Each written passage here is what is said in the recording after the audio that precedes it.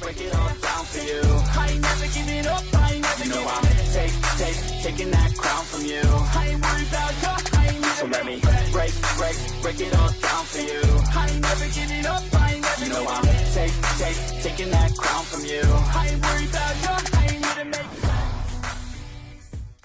Hello and welcome to this week's edition of the Opinions of the Uninformed podcast. I hope you all had a good week. Obviously, me and TJ have had a middling to fair week because that's what we do. Right, so welcome in. TJ, what have you been up to this week, mate?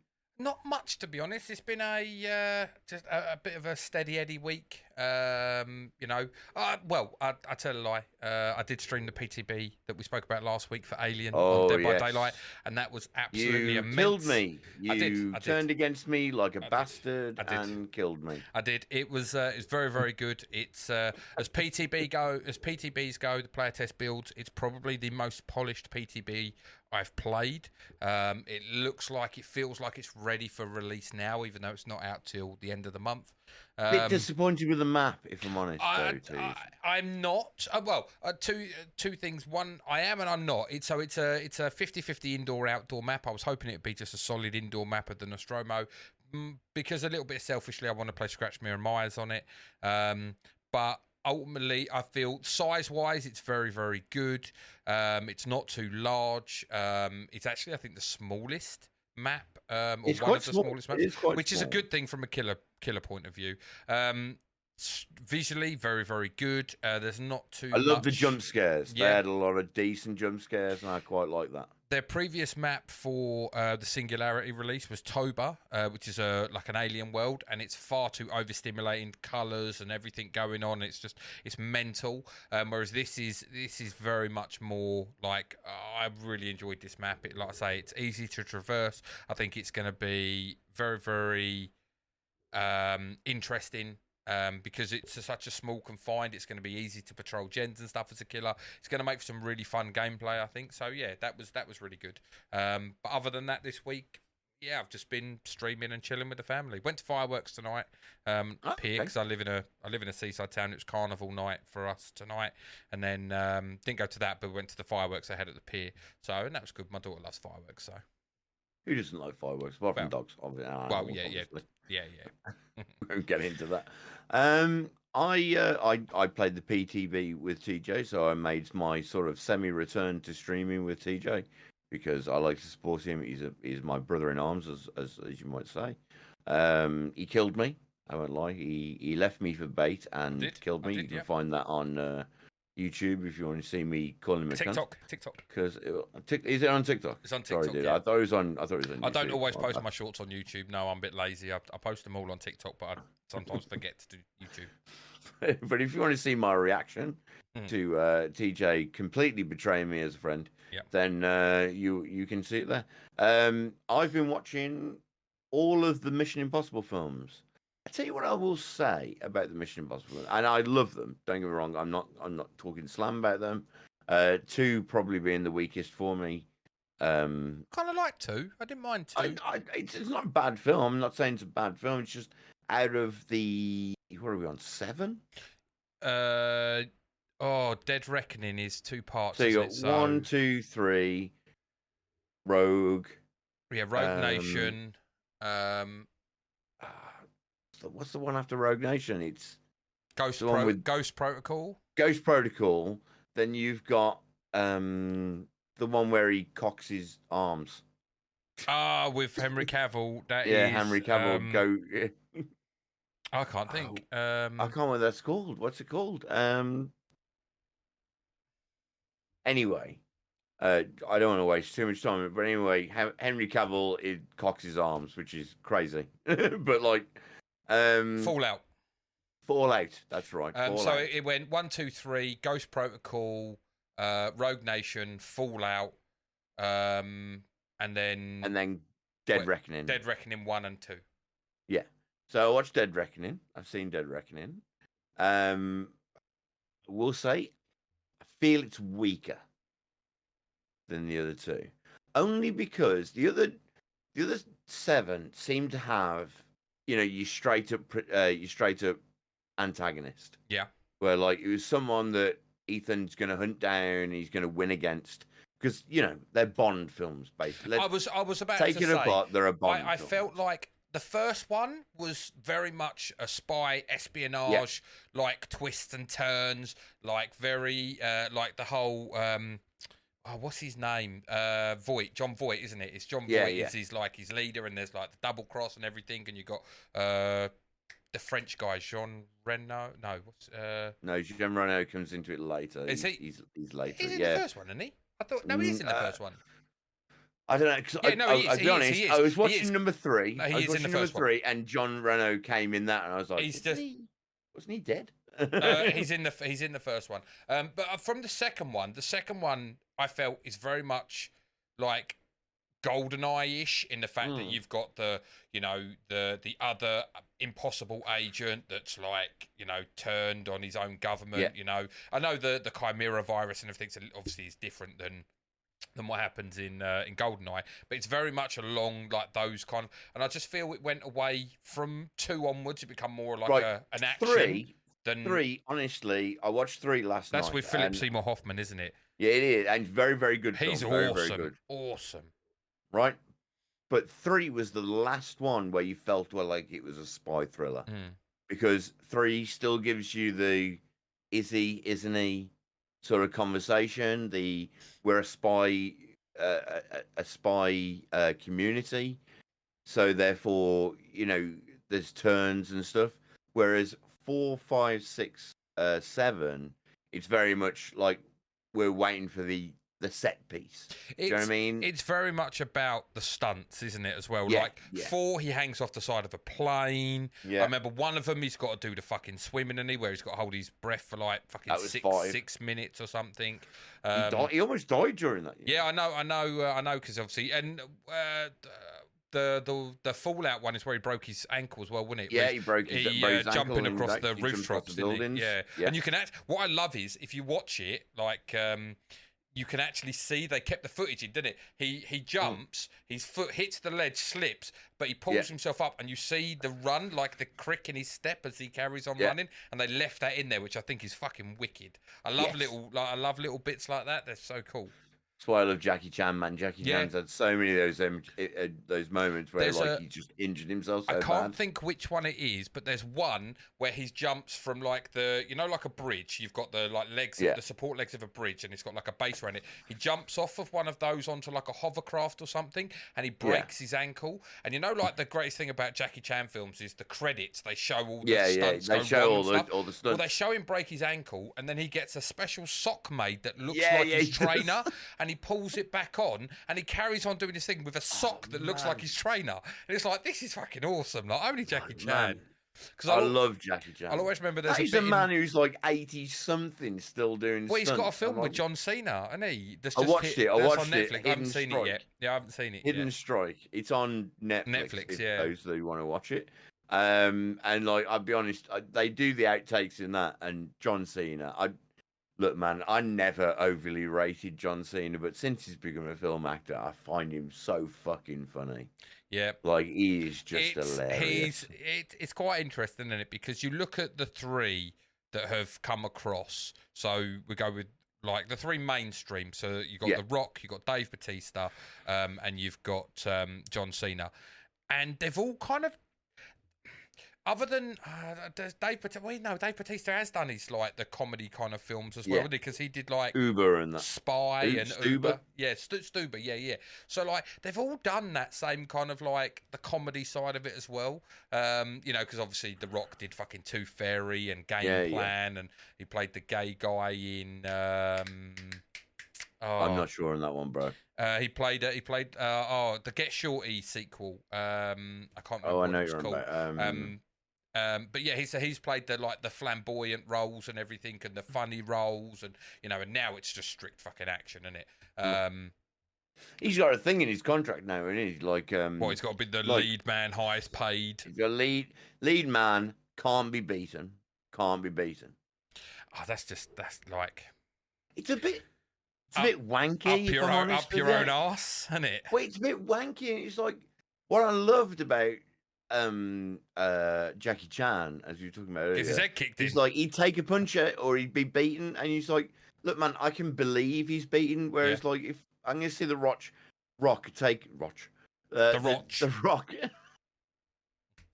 One for the fucking photos. You take the Rock and he takes a punch, and like if he just shakes it off, I'm like, oh come on, man, like I need you to be beaten down by somebody so I can see you get back up and beat them. Do you know, right? It's why I liked Daniel Craig and Timothy Dalton as Bond. I felt they took a really good beating, mate. Timothy Dalton definitely took a beating, but fucking. And Daniel Craig as well. Daniel Craig I felt he took a beating in times, mate. And like, it's look, all right. I'm watching Bond. I'm not under any illusion that he's going to be beaten.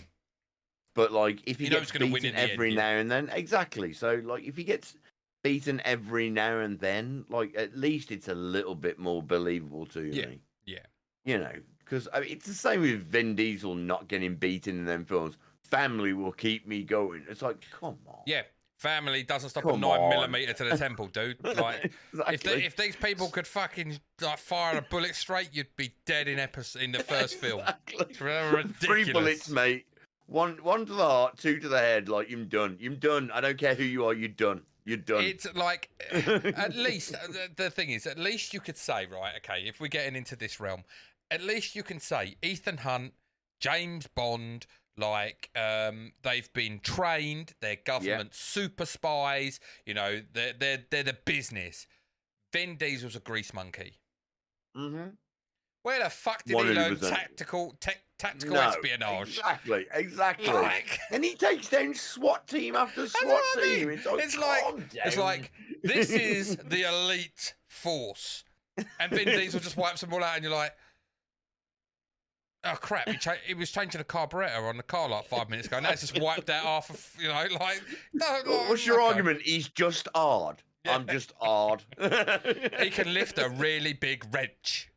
Like, exactly, and like I mean it without the H. I mean I'm hard. Hard, yes. It's just yeah. We don't even need to pronounce the H. It's just hard.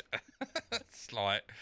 Oh, it's ridiculous. And then even like in the film, like Jason Statham, his character's like he's former another trained. One who's got a well, no, but he's trained. Yeah, but he's trained. He can't be beaten in the film. His character's like former SAS or something because his character. Yeah. So it whooped fucking like Vin Diesel's ass. But no, we can't let that happen. No. Both of them got contracts that say we don't lose, and it's like, well. Someone's got to fucking lose. What did I watch? I watched him in something the other day. What did I watch him in the other day? Jason Statham. I can't remember. I'll go to see him tomorrow in the Meg, so that'd be cool. I tell you what, in A Man's Wrath or Wrath of Man. Wrath of Man. That was a good film. I quite like that. Yeah, that's I'm a big fan of fucking Guy Pearce films. Yeah, I like Guy Pearce films. Yeah, that's the trucks, isn't it? The money trucks. Yeah. It's one of the things I wanted to do with you on our movie pods. I wanted to do maybe the Gentleman. I love The Gentleman. They got a sequel, innit? It's such a good movie. They got a sequel. You're joking? No. I'm sure I read there's a sequel to it. I just need to fact check, but yeah. No, I love The Gentleman. Like I love. It's like the perfect role for Hugh Grant for me. It is. Hugh Grant's so good. Oh, it's a series. It's a series, and it's coming to Netflix apparently. Guy Ritchie. But The Gentleman is such a good movie. He didn't get that high a rating, but I was like, mate, I watched that and I thought that was hilarious. Yeah, it's there's great. One line that sticks in my head, and he's talking to John, one of the bruisers. And he goes, how many wheels you lift, John? And he goes, I'm on like 3 wheels a side now. And one of the stoners goes, I can. And he goes, you couldn't lift a wheel of cheese, you cunt. It stuck for me forever. I just thought it's so Cockney. It's fucking brilliant. And like the twists and turns in that as well. Yeah. Like I love it where he like it's, you know, we're getting towards the end of it, but like where he traps the old fucking smug twat geezer in the freezer van, and he's like, I want a pound of flesh, an ounce less. Like, and that's it. And it was just like, here's a knife, you can carve it from wherever you fucking want. But I want a pound of flesh. And you're like, oh my God, he's going to make him actually carve like himself up. Wow, that's going to be hardcore. Wow, that's hardcore. So, guys, if you haven't watched The Gentleman, go on Netflix. Brilliant. Netflix, go and watch it. It is fantastic. Put the comments below. Tell us we're wrong if you want. I'll argue the toss. I mean, if you want to, like you can come at us like with whatever the fucking King Arthur movie was. That weren't exactly amazing, but The Gentleman, like, yeah. You can't come at us for that. That's brilliant. Nah, it's fucking fantastic. That's a throwback to Lock, Stock, and when he was brilliant. He was brilliant in Lock, Stock, and he was brilliant in Lock, Stock, and Snatch. That's it, Snatch. When a Revolver went a little bit, all right, a little bit off, like a little bit odd. When he married Madonna, something weird. He made some weird film with Madonna that I've never seen that I'm ever going to see because I'm not interested. Don't know what she did to him. She must have like magical pussy or something because fucking exactly. She sent him mental. Like he fucking But he's clawed his career back, in my opinion. No, to be honest, I've always rated him as a director anyway, and he makes the films he want to make, which is he doesn't actually. Considering when we talk about him and you turn around and you go like we talk about Lock, Stock, we talk about Snatch and all that lot. If you actually look at his filmography, it's so all over the place. Because obviously you've got Sherlock in there as well, Sherlock Holmes with Robert Downey Jr. Sherlock's such a good movie as well. I love the Sherlock movie. But then you've got fucking Aladdin. Yeah, Aladdin, which was like out there. Just out there. Just weird. I'm just looking at it now. Rock and Roller, great film. Like the Gentleman, Wrath of Man. Oh, have you seen Operation Fortune with Jason Statham? I have watched. Everyone hated that film, and I was like, once again, that's his Bond. Hugh Grant. I thought that was fucking quality. I've not seen Man from U.N.C.L.E. Mate. But he did the screenplay. TJ, let me stop you. Go and watch Man from U.N.C.L.E. That's did you the ever watch Army the Hammer TV and Henry show? Cavill, isn't it? No. Yeah. Did you ever watch the TV show? No, never. So it's almost Mission Impossible-esque. Yeah. But it's 1960s. Yeah. Just Cold War shit. And honestly, I didn't give it the time of day, and I was bored the other night, weeks ago, and I was like, you know what? I'm going to give this Man of U.N.C.L.E. a watch, and it was fucking brilliant. I won't lie, it was fucking brilliant.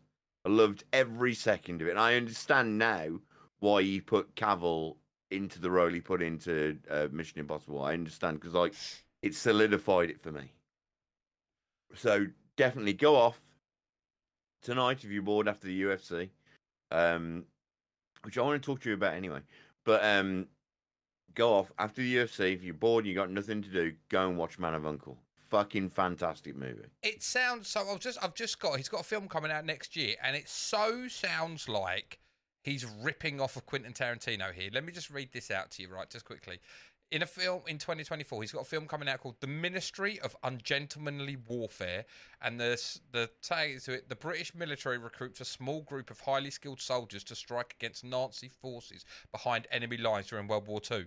Is that not like Inglourious Bastards? Mate, in essence, I would watch that though. I would because especially like it's got Henry Cavill in it. Okay. I'm more interested now, dude. I'll be honest. I'm more interested. Who else is in it? Alex Pettyfer. Okay. Henry Cavill. Alan Ritchson, who is Jack Reacher, and also he's the CIA geezer in Fast X. You know. Yeah. He's in Fast X. That's what I was thinking. No, he's in the thing with Nightwing. Have you watched Reacher, by the way? I've seen the first season of Reacher. It's brilliant. Fucking absolutely fantastic. How to fold up a human body and put it in a boot. Mate, the dog scene. Yeah. Just the dog scene. He's like, I'm gonna fuck you up. Like shit anymore. I'm just gonna knock you out. Yeah, he was in what was the Nightwing film? The DC film, you know, the DC series they did. He played one of the Titans. He was Hawk. He was Hawk. Was he Hawk? Yeah. Shit. He was Hawk. I didn't see that coming. I did not see that coming. but he is built like a brick shit house, isn't he? Oh yeah, yeah. He's a large guy. Yeah, large guy. Mate, And I think if I go into a drunken fight with him, I would back down. I'd back down like you would not believe. I'd be a cowering little mouse that wanted to escape. He's another one that I think he'd fuck Vin Diesel up. So yeah, 100%. I'm sure that in a film, I'm sure in the next X film, Vin Diesel's going to somehow fuck him up. But no one's CIA specially trained agent, and Vin Diesel gets the upper hand. Doubtful. Well. But tis what it is. Tis what it is. Right, we should get into entertainment news, dude. So there's some silly and serious stuff. It's a real mixed bag for entertainment this week. Like last week was a little bit silly and stupid, the whole Lizzo stuff and everything and whatnot. Yeah. We had a lot. This week we've got some funny stuff, but we've also got some really bad stuff as well. In enlighten us, TJ. Well, what do you want first, silly or harrowing? Let's go harrowing. We'll end with silly. Well, obviously, less so much entertainment and more world news, I suppose you would put it. Although there is an entertainment link in there, is obviously the Maui fires at the moment. Yes. Death toll hits 80. Official rebuild efforts could top $5.5 billion. That's such a shame, dude. 2,200 buildings and structures have been damaged. Fucking hell. 2,170 acres have been burned. 6 fires are burning in Maui on the Big Island. Officials say Lahaina fire is now 85% contained, thankfully. Christ. And the way it ties in with entertainment is for those of you who love the old school band Fleetwood Mac. One of the lead guys, Mick Fleetwood, he actually owns a pub in Lahaina. Is it Lahaina? I'm sorry if I'm pronouncing that wrong, but his pub is one of the affected areas, one of the affected buildings as well. So his pub that he opened in 2012 is gone. Guys, we don't ask you to donate money, but if you find it in your hearts to just any kind of donate to them. I will figure out whatever GoFundMe or whatever there is for the Maui fires, and I'll put a link to it in the put a link to it below, dude. It's unfortunately, those people don't deserve it. Unfortunately, I don't want to ask you for money. I'm not saying you should donate, but understand that they're in a horrible situation, and none of us should be in that situation. So anything that you can donate. Just to help them, them really, because hospitals have been destroyed. Sorry, and people's lives are in danger. And I don't want to be miserable, and I don't want to ask you for money. You don't have to. Obviously, I'm not saying that this is something you have to do, but consider it, because we're all people that have to live on this ball together. And if we don't pull together in times of need, then it's harder for everybody. Yeah, 100%. So, moving away from that to some more light-hearted stuff. Pedro Pascal this week. Oh yes. So love Pedro, by the way. We love Pedro over here, The Last of Us, and in the unbearable weight of Glorious Talent or whatever with Nicolas Cage. We've still got to watch that movie. We have. I've seen it. I have watched it. But I will watch it again with you. It's a funny film. So yeah, there is currently in Margate, which is a town in the UK. There is an artist by the name of Heidi Gentle Burrell who has created an art exhibition of 14 images of the actor Pedro Pascal. Pedro found out about this. He was in the area, and so on the Sunday, what would that be? Last Sunday, wouldn't it? So what day are we talking about there? It's 13 today, so 7 days below. So yeah, he went to with his friend Russell Tovey, who you might know from Almost Human. He was the werewolf in Almost Human, and a friend of theirs who's also another gallery owner, Robert Damont. They went to attend the this art exhibition, only to find out it was closed on Sundays. So Pedro Pascal had his photo taken at the art exhibition outside the closed doors. And obviously the artist is mortified that she wasn't there. She works 6 days a week at the gallery. The one day she takes off a week, and Pedro himself. And she wrote a very funny article saying that like all she wanted to do was show him that she's not a complete raving nut job who's obsessed with him. And so yeah, it's weird because we're all obsessed with him. We're obsessed, yeah. Mate, if Pedro said to me, "I'm showing up," I'm going, "Drop everything, cat. Drop everything. Drop everything." I found that hilarious. That he decided, he went there, posted a selfie outside, and the woman was like, "Oh shit!" Like I'm surprised she didn't show up herself, going in a knickers and bra, going. I'm sorry. I'm opening. Don't worry. But if anyone is in the local area of Margate, it's open until the 1st of September. So yeah, it's at the the show is actually called ADHD, Hyperfixation, and Why It Looks Like I Love Pedro Pascal. That's the name. And it's all right, so it sounds like she's a little obsessed. It's at the Rhodes Gallery in Margate. And this is what she said. She was like, it would be very special if the Hollywood star would return so she could reassure him that she is not obsessed. But it sounds like, when people go like, when your mate goes like, I'm not into her at all, but you can't stop talking I definitely about am, yeah. Well, I found that story highly amusing. We all love a bit of Pedro. Exactly. Whether it be his Oberyn fame, like I say, whether it be Pedro, Joel in The Last of Us. Please come on the pod. I mean, come on the pod. So we can just drool over you myself. I won't lie. I'm obsessed with you, so I'll drool over you. Pretty much. We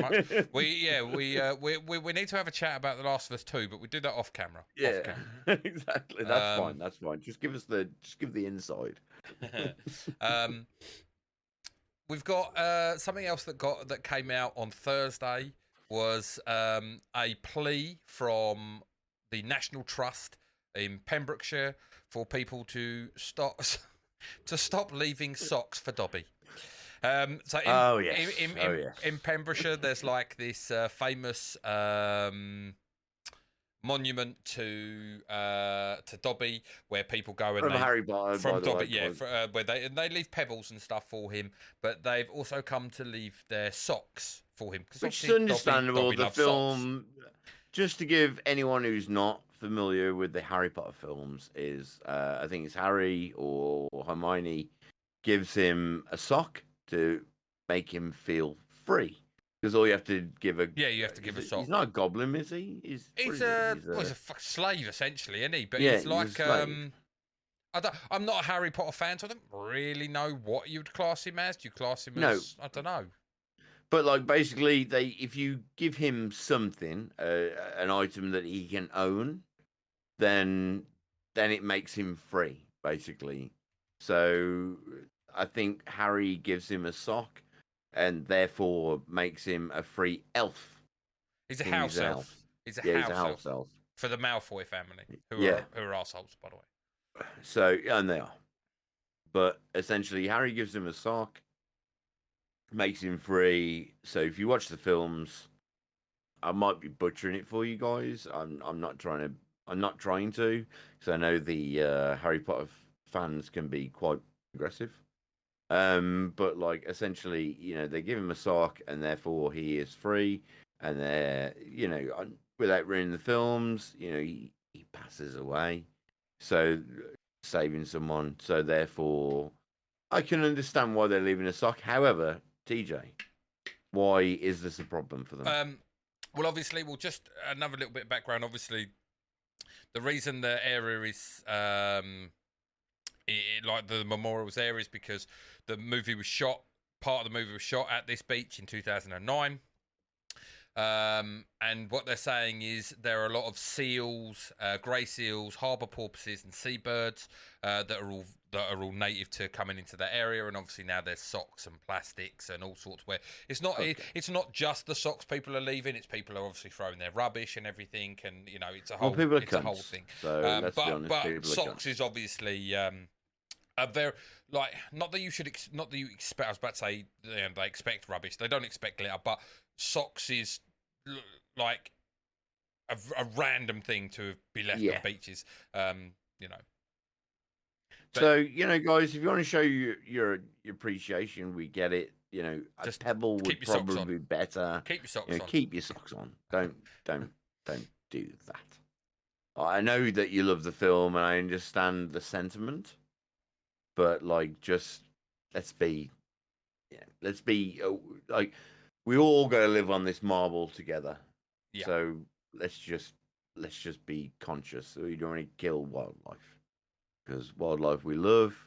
Me and TJ will both tell you that we love us. Also, to the thing that I didn't do, that I realised that I didn't do at the start, is obviously I'm Jay Morris. This is TJ.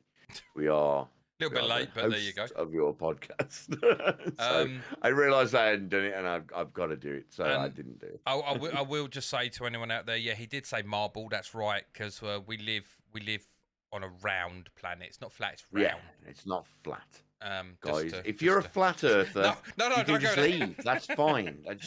I don't want your support. I don't want you to be here. So walk off the edge, and that's it. That's fine, guys. So leave your madness at the door if you don't mind. So just leave your madness there, because the planet is round. It's spherical. It's a sphere. Right, as proven by many scientists. Right, moving on. Into some actual movie related news on the entertainment section. Insidious, The Red Door, sets new record at the box office. Insidious Red Door has hit another box office milestone, becoming the highest grossing horror movie of 2023. That is, of course, until later on this year. Five Nights at Freddy's gets released, because I can guarantee you that's going to go gangbusters in the cinema. What about Saw? Don't deny Saw. I don't think Saw will do great at the cinema. I'll be honest with you, because it's number 10. I think some people will be like, this is fucking ridiculous. But Five Nights at Freddy's has a absolute feverish fan base behind it. So I think Five Nights at Freddy's will do very, very well. The Blumhouse production, Insidious The Red Door, that is, has only been in theaters for a month, and it has already garnered $182.5 million at the global box office to become the Insidious movie to have earned the most money in cinemas. It's also surpassed Megan, which was previously. Did Megan come out this year? Megan did come out this year. Megan, 180. It did massive numbers. It did 180 million total. That was total box, and obviously it doesn't seem like Red Door's stopping at the moment. So it's already surpassed that, and it's still going. I will say, out of films that horror films do very, very well. We're not talking billions here, kids. They're not like blockbusters, but as films go, horror films do very, very well. I think it depends. Very well.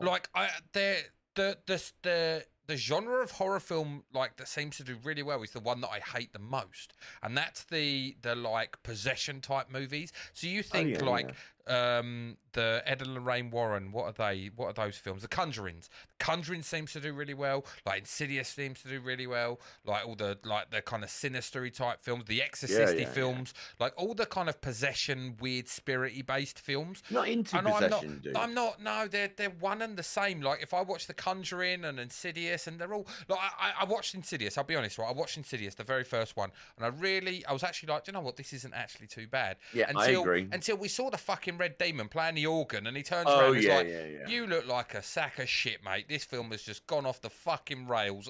This is stupid. Fuck this bullshit. I can't be arsed with it anymore. Get the shit out of me. You know when the demon appeared beyond the kid, though? Yeah, when they're in the room and everything and that, and you're like, okay, yeah, this is cool. But I just find they all horror films play off the same hymn sheet, but and there's nothing new or there's no new ground ever really trodden. But no, I get it. With the possession stuff, I'm just like, there's so fucking many, so many. They are because we've got I will submit to that. We've got another Exorcist film coming out. Really? There's another Exorcist. It's called is it The Beginning or something? It comes out later this year. So there's another Exorcist film coming out. And I'm just like, I much rather This is a Watch man a who hack loves and horror, slash. kids. I This is do. a man who loves horror. But I love, like I say, I love my hack and slash. You know, I love cheesy horror as well, and I just the possession stuff. I'm like meh. I'm like meh. You know. Really, dude? Yeah. I'm shocked. I am shocked. As your friend, I am shocked by that. I'm just, I just. You know, you've been into all it. No, I like all horror anyway, so it makes no difference to me. But I'm not obsessed. I'm not into it. I mean, I can't say that I'm obsessed when I have a large portion of horror that I really don't. It's not, you know, I don't find it entertaining. You know, there might be the one or two, like the first Sinister film, I did actually really enjoy that. There are one or two that pique my interest, but for the large, normally I was in that, by the way. We'll talk about it more later. I steer clear normally of those type of horror, and like because they're just not for me. Like there's a film out called Hereditary that everyone said looks amazing, but it just I've heard of it. It looks really good. Like I'm just like, it looks like a film that I'm just gonna be like meh. You know, have you not watched it? I've not watched it myself. I haven't. So no. I can't comment on it. I mean, tell Maybe us in the comments, watch it and we'll give a big fucking commentary. Yeah, tell us in the comments below if you think it was good and it's worth. Guys. If you want to tell us we're wrong, tell us in the comments below. We're all up for comments. You can tell us how wrong we are, and we'll dismiss them immediately. But like, a joke. It's a joke. But like, you know, I like to give all horror a chance, I think. But like yourself, some horror is just too meh. Yeah. I don't care enough about. Like, I think I'm a goremonger. Yeah. 100%. I'm, you know, like Saw and stuff like that. Like I want to watch Saw. Like, definitely want to watch Saw because although once again it's nothing's going to be new and inventive. It's like they're going to try and do something that to wow us. It's going to be ridiculous and stupid and so illogical and everything, but it's, you know, it's still entertaining, you know. Well, he's going to Europe or something this time, isn't he? Isn't that the trailer I saw? It's set. I think it's set after the first, before the second, or maybe before the first. I'm not 100% on the timeline, but he's alive. John's alive. Jigsaw's alive, and let's face it. The best thing about Saw was Jigsaw. Yeah. Like, once Jigsaw was gone, I was like, Saw. Well, it had the greatest twist of a horror film that I've seen in a long, long time, when the fucker got up off the floor in the middle of the fucking bathroom. And you're like, fucking so good. Shut up, he was there the whole fucking time. Like, he's there on the fucking floor watching this play out, just like, didn't even move. Like, that's mental. It's the same thing for me. Like, a lot of people don't like Phone Booth, but I found What, with Colin Farrell? I don't mind. Yeah. Absolutely fascinating that there is like they're going to set this whole film apart from the end parts obviously, but like they're going to set this whole film in a guy who's trapped in a phone booth dealing with his own demons, the own things that like this guy is just calling him out for.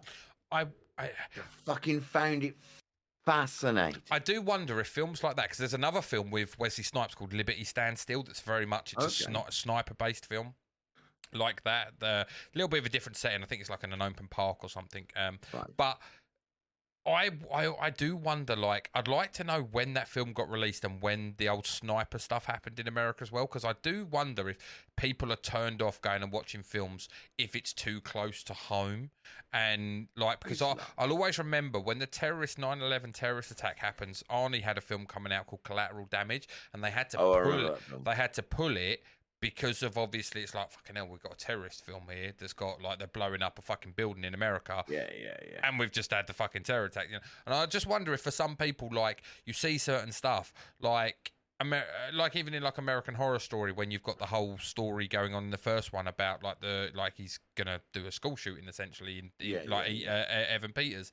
And they play along those lines, and you're just like, oh, how is this going to be taken? Because it's a massive, massive issue in these countries, and you just wonder if it's maybe you skirt too close to the controversial nature. Like, for the rest of the world, like that's not a regular occurrence for us, or at least it's not in the news regularly for us. Like America's so far removed from us, and the shit that happens over there, unfortunately. We're UK based, by the way. Yeah, we are UK based. Yeah. So like to us, it's just like, oh, cool, it's a sniper film. We're the same. And in America, they're like, well, that fucking shit legit happened. You know, the fucking sniper went on a rampage, started murdering people. And you're just like, okay, maybe that affects films.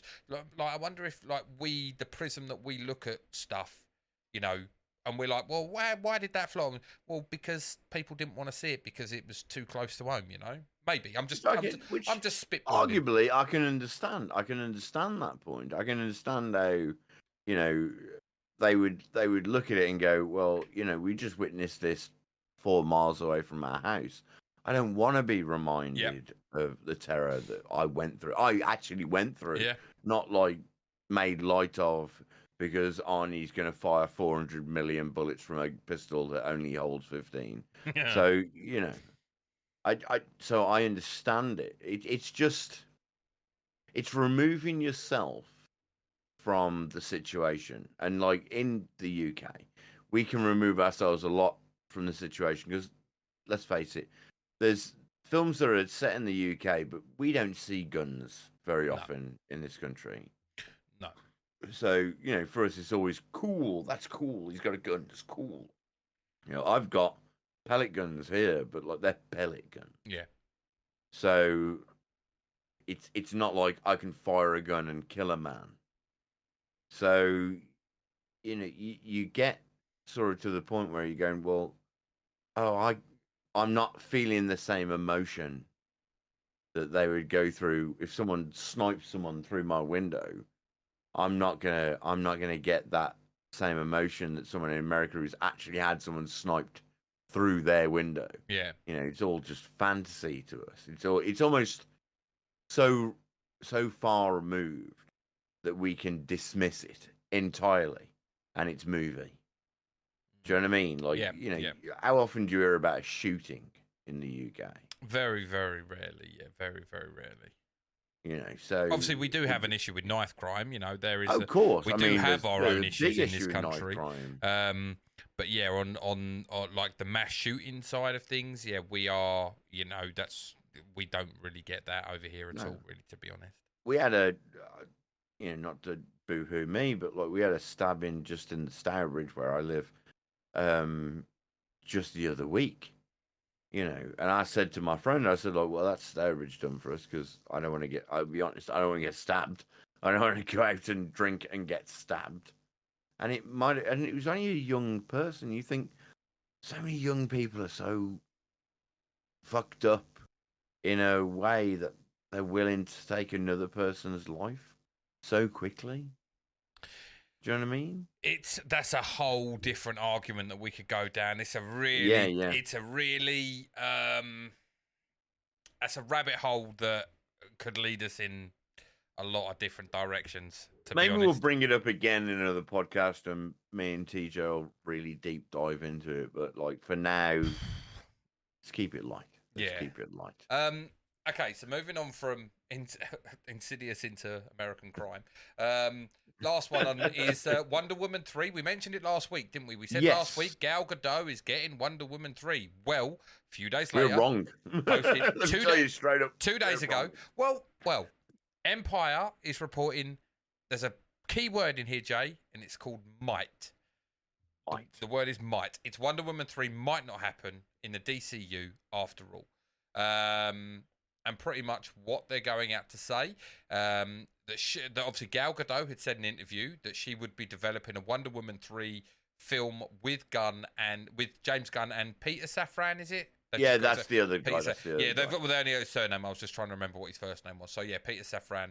There are doubts being cast though. Gunn and Safran, who are not in development on Wonder Woman 3 or any other Wonder Woman movies, is what they've come out and said.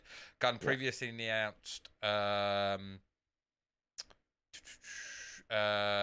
third outing for Gal Gadot Community has apparently not been planned. So there's a little bit of I tell you what, it's really interesting because I kind of feel like I said to you, like the DCU, there's like multiple different. There's so many different things going on, and we don't know.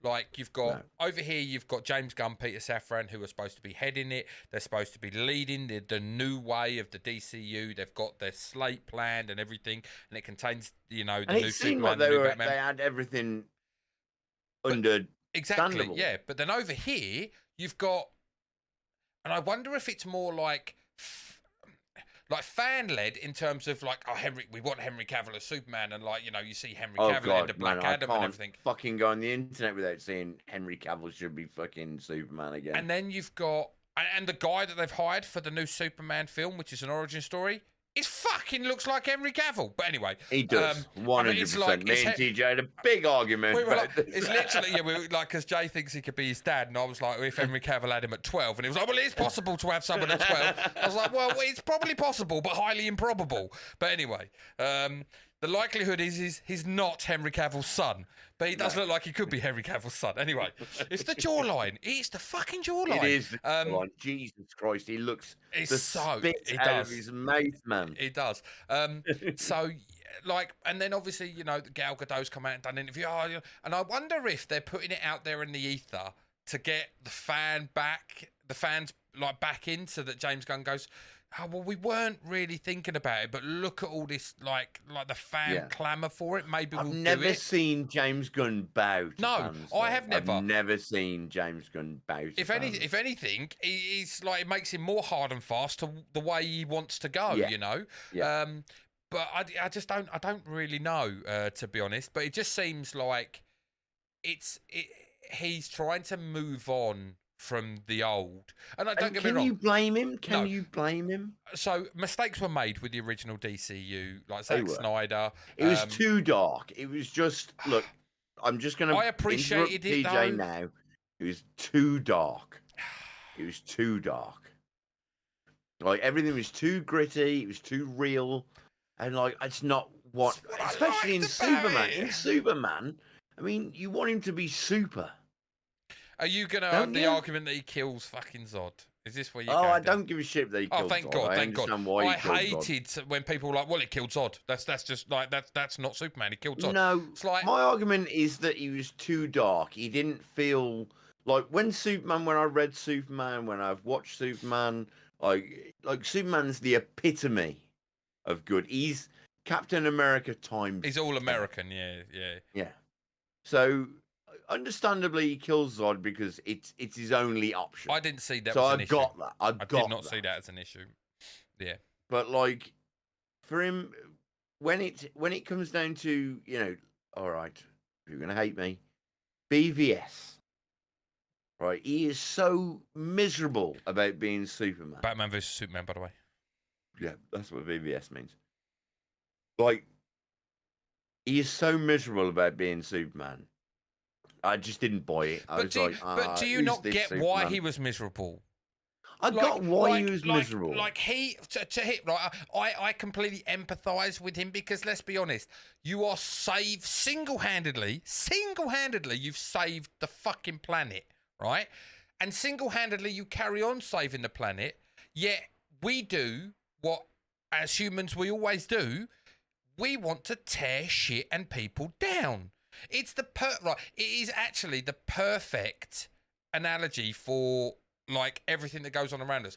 But it's too gritty, dude. It's too gritty. Yeah, but I'm just saying, like, it's so on point because it, like, if ever there was a case of like the human condition, it's that film because it's like we build people up to a point and then we're like, nah, tear the fucker down, and we look for any means possible to tear that person down. I'm not saying it's not realistic. What I'm saying is that for a superhero, it's too gritty. People don't want to. But I appreciate that they didn't want to do what Marvel, like they could have made Marvel DCU. Yes, they could have. And I'm so happy they didn't. And it would have served them better. Yeah, but I'm obviously in the minority here, and I understand that. And obviously, they're not making the film for me; they're making it for the larger audience. They kicked off a massive minority about that film. They did, but the larger, like the thing that makes Marvel so massive is the fact that it's not just the Marvel fans, it's the greater populace that like Marvel films. Like, it's not just the diehards, it's they've reached so many more people. Below, kill me, I don't give a shit. Whereas DC, like, DC didn't capture the non-fanatical fans of the DC, like, universe. And DC's always been more gritty than than the Marvel. I understand that, but like for me as a comic book reader, I was like, but like you've got to have a shining light of hope. And Superman was always a shining light of hope. So I understand you've got Batman, who's gritty and fucking times are grim and fucking everything's miserable over in Gotham, which is why you've got Gotham. Yeah. And Metropolis is meant to be a shining beacon that,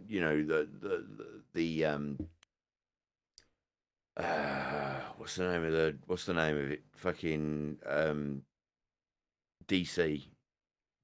What? I need more information. No, DC. Detective Comics? The area where the fucking president lives. Washington. So Washington, when you say DC, I think you're talking about the name of the comics. I was like, no, I was trying to like Washington, DC. Yeah, Washington, DC. So like, it's meant to be like, oh, here's the beacon of hope. It's where this country was founded. It's and so you've got Superman who's almost smiling as bullets hit off him because he understands that I'm so hard. This is an issue for me. Whereas Batman, because he's real and he's a human, like when bullets hit him, he's meant to be injured. So when you've got Superman being miserable, Batman being miserable, Wonder Woman was the only shining beacon of hope. I was just like, come on. Like, Wonder Woman actually saved them both in BVS. No. It wasn't even a movie. No, she didn't. Only one. Don't give me the Martha. Don't give me the Martha line. One person, one woman, yeah. And what a woman. Martha is who saved both of them. I hate it. All right. I will say so much. I will say so much. You've got that much venom and anger towards your foe. Okay, and by the end of it, Batman's like, I'm gonna fucking kill you. Do you bleed? It's like, I'm like, we're not watching Predator, mate. We're not watching Predator. If he bleeds, we can kill it. We're not watching fucking Predator. We're watching Batman. But yeah, Batman's trying to fucking kill like this god, and this god's like, you fucking peewee ant, and like slaps him about a little bit. They have a war, and then it's just like, I'm just about to kill you, and it's like, Martha. It's like, oh, Martha's my mummy's name. Oh, I said, oh no. Oh, okay. Oh, we can be best friends now. I hated it so much. How does your mother's name? This is what I will agree with this. But how does your mum's name instantly absolve all the hatred in your heart for this other person? Because you're like, because mum's name's Martha, who technically isn't even his mum, because you're fucking alien. Like, so he's not your mum. But anyway, like, she turned and was like, oh, your mum's name's Martha. That must mean you're okay. Now, we're buddies. So what I'm saying here is, right, okay, on this train of thought, all the Joker needed to do was say, yo, Bats, my mum's called Martha. And he'd be like, oh, fine, fuck it, let's be mates. Fuck it. No, you're right. Like, it doesn't make fucking sense. But all right, Zach, we'll trust. Fucking... I hope his Star Wars movie, Something Moon, comes out this year and it's good, because don't get me wrong, for all the Snyderverse fans out there, right? I don't disrespect that he can make a very, very good visual film. Visually, they're stunning.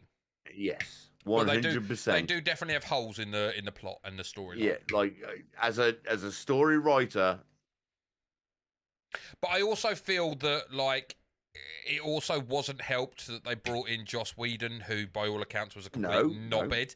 Like, yes, okay, Joss Whedon did a very good thing over at Marvel, done some really interesting movies, but then they brought him in to, like, obviously Zack Snyder, I believe it was his daughter or someone passed away, didn't they, in Zack Snyder's life? Yes.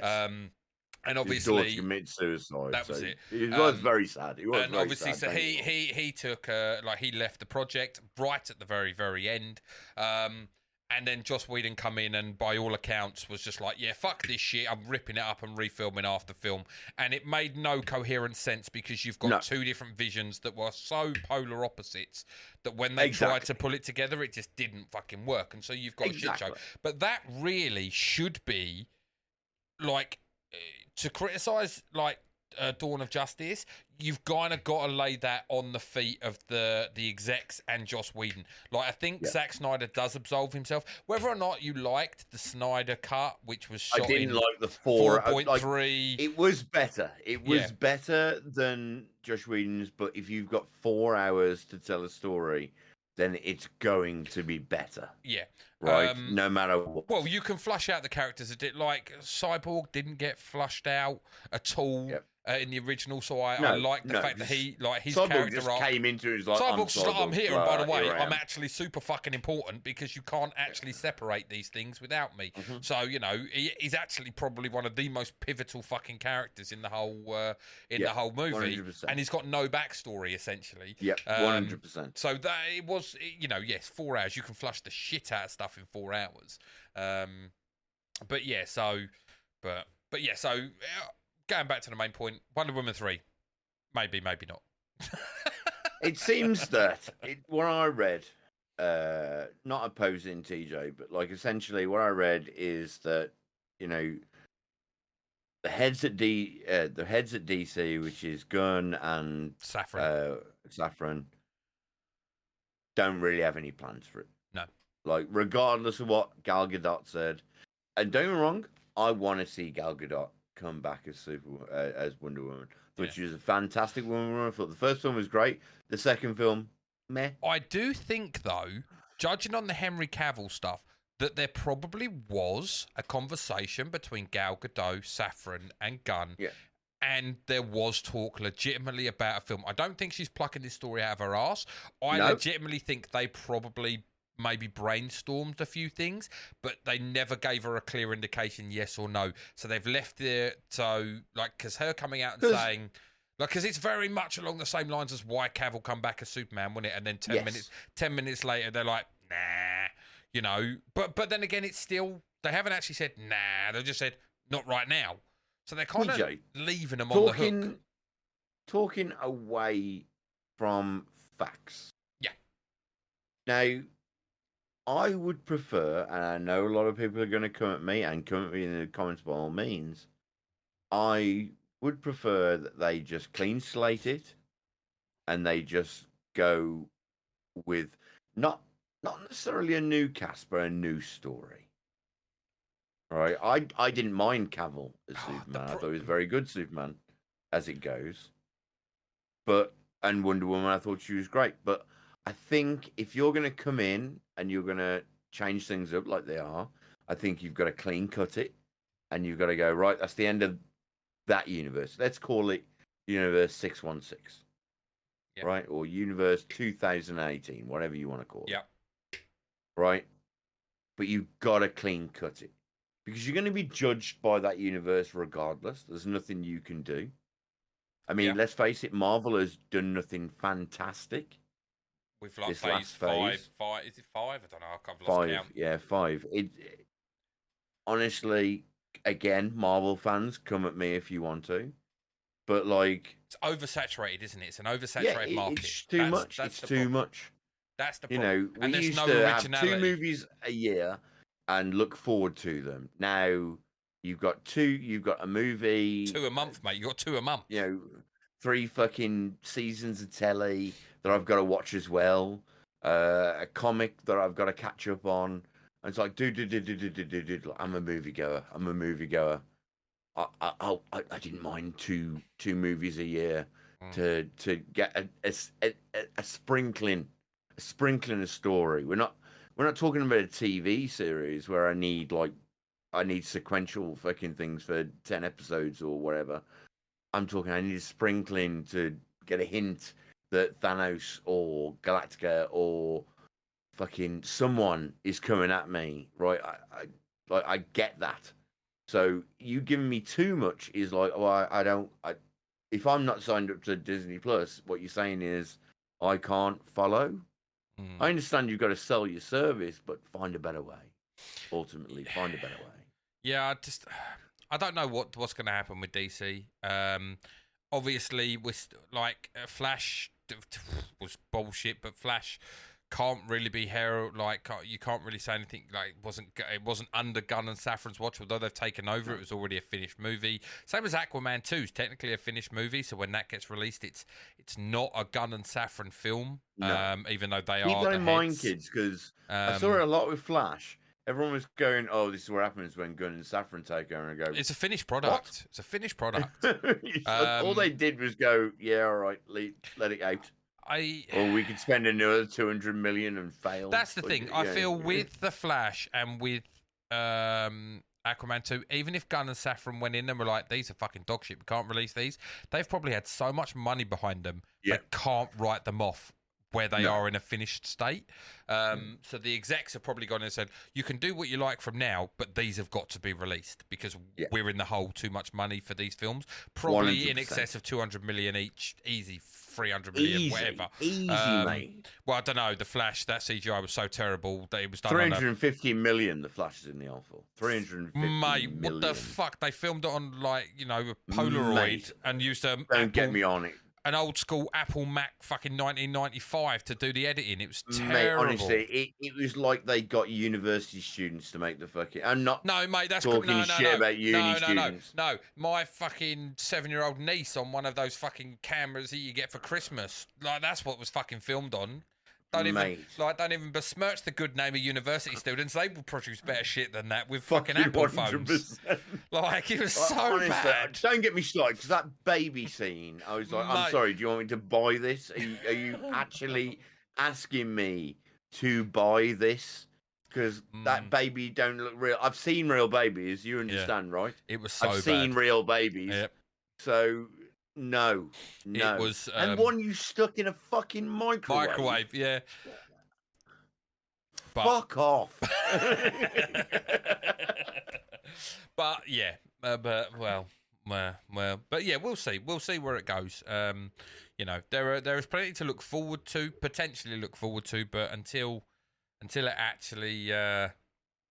stuff actually starts hitting the cinema and the TV screens, we'll have to wait and see if Gunn and Safran can actually turn this shit around. A little bit of SAG-AFTRA news. The AFTRA went into a meeting the other week, and sorry, Jay. Just quickly, for anyone who doesn't know, that's the writers' strike, the Screen Actors Guild, the writers' strike that's going on in America currently. Well, America. Sorry. It is. Essentially, they did go back into a meeting just to try and figure this stuff out. It did not come out favorably, so they are going to go back to striking. I imagine this is going to be like the writers' strike from a few years back, this is 2008. This is going to be months. It will. But it's the same with everything. We have train strikes over here and other bits and pieces. NHS workers are striking, nurses and that are striking and stuff. It never gets sorted out. First round of talks, always the gulfing difference is so vast. It's never going to get sorted with one round of talks. They need to get behind multiple. They need to get behind the table multiple times before they can even get close to flashing anything out. So I would expect this to go on till at least Christmas, if not longer. And just to reiterate to people that don't understand, this isn't about the Hollywood stars that get paid millions. This is about people like myself and other small actors and support actors that literally have to work second and third jobs in order to continue to live in LA and to live in Atlanta and all the places that they film, just for them to have a living. So any support you can give to them, please go support them.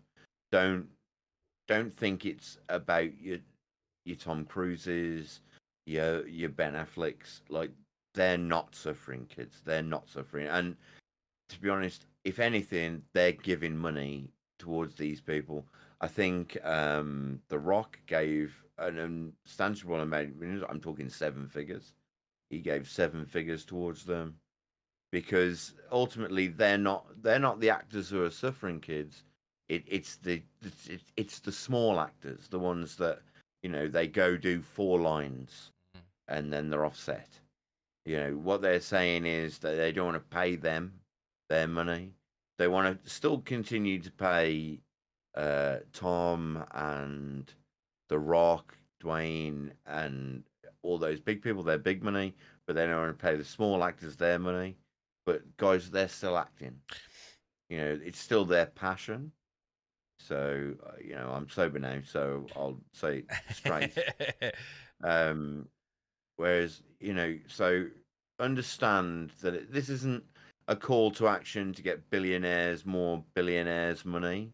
This is a call to get tiny people like me and you and a fair TJ wage. And Ron who just want money to exist. Can I ask you a question? Just going back to something you said about The Rock. Okay. Great thing The Rock did. 7 figures. Yeah. Yes. 100%. But I always have a tinge because I'm like that. I'm that person. I always You are that person. It's like, that's great publicity for him. 100%. Like, he's not the only one.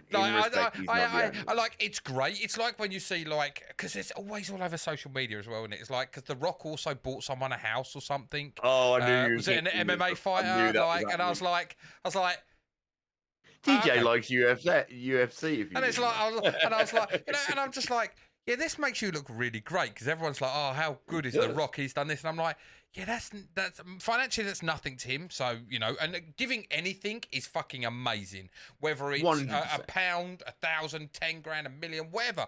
Giving money, generosity like that is fucking amazing. But there is also a there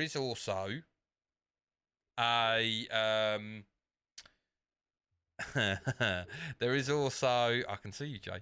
There is also a tinge of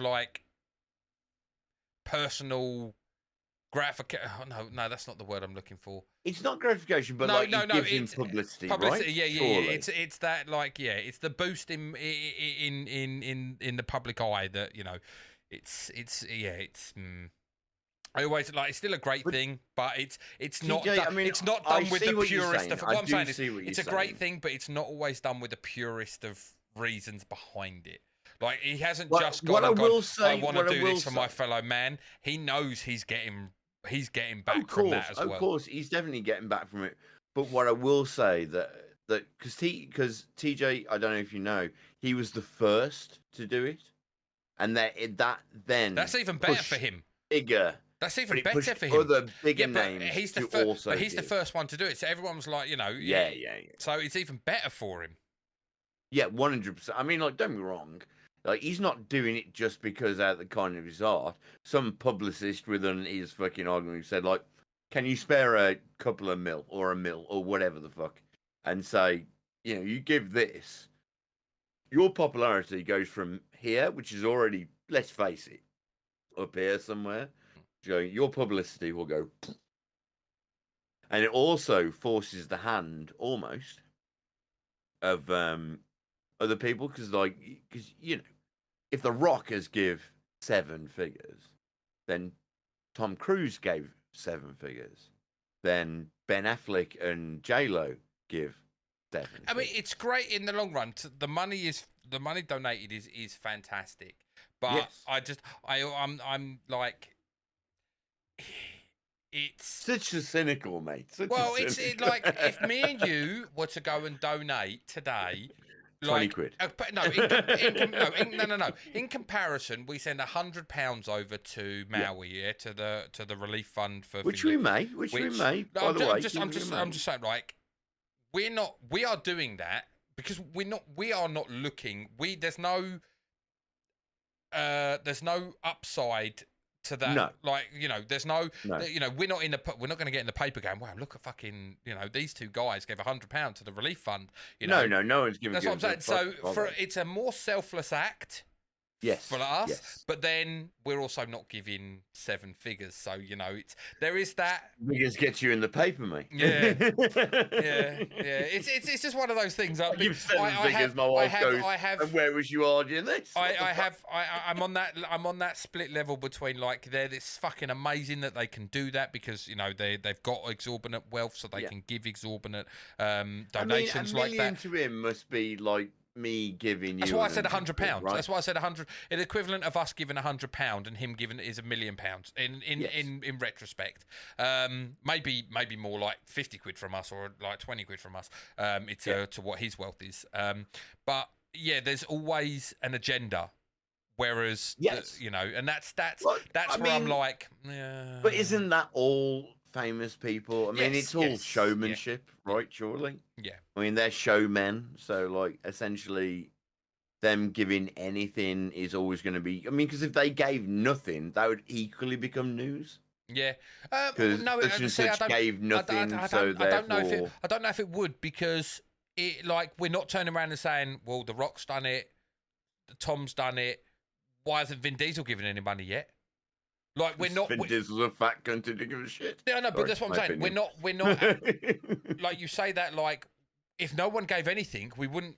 Oh yeah, you're right. You're right. We might be saying there are some high-profile people in Hollywood that could help out, but they wouldn't be pointing fingers directly at one individual. No, they wouldn't.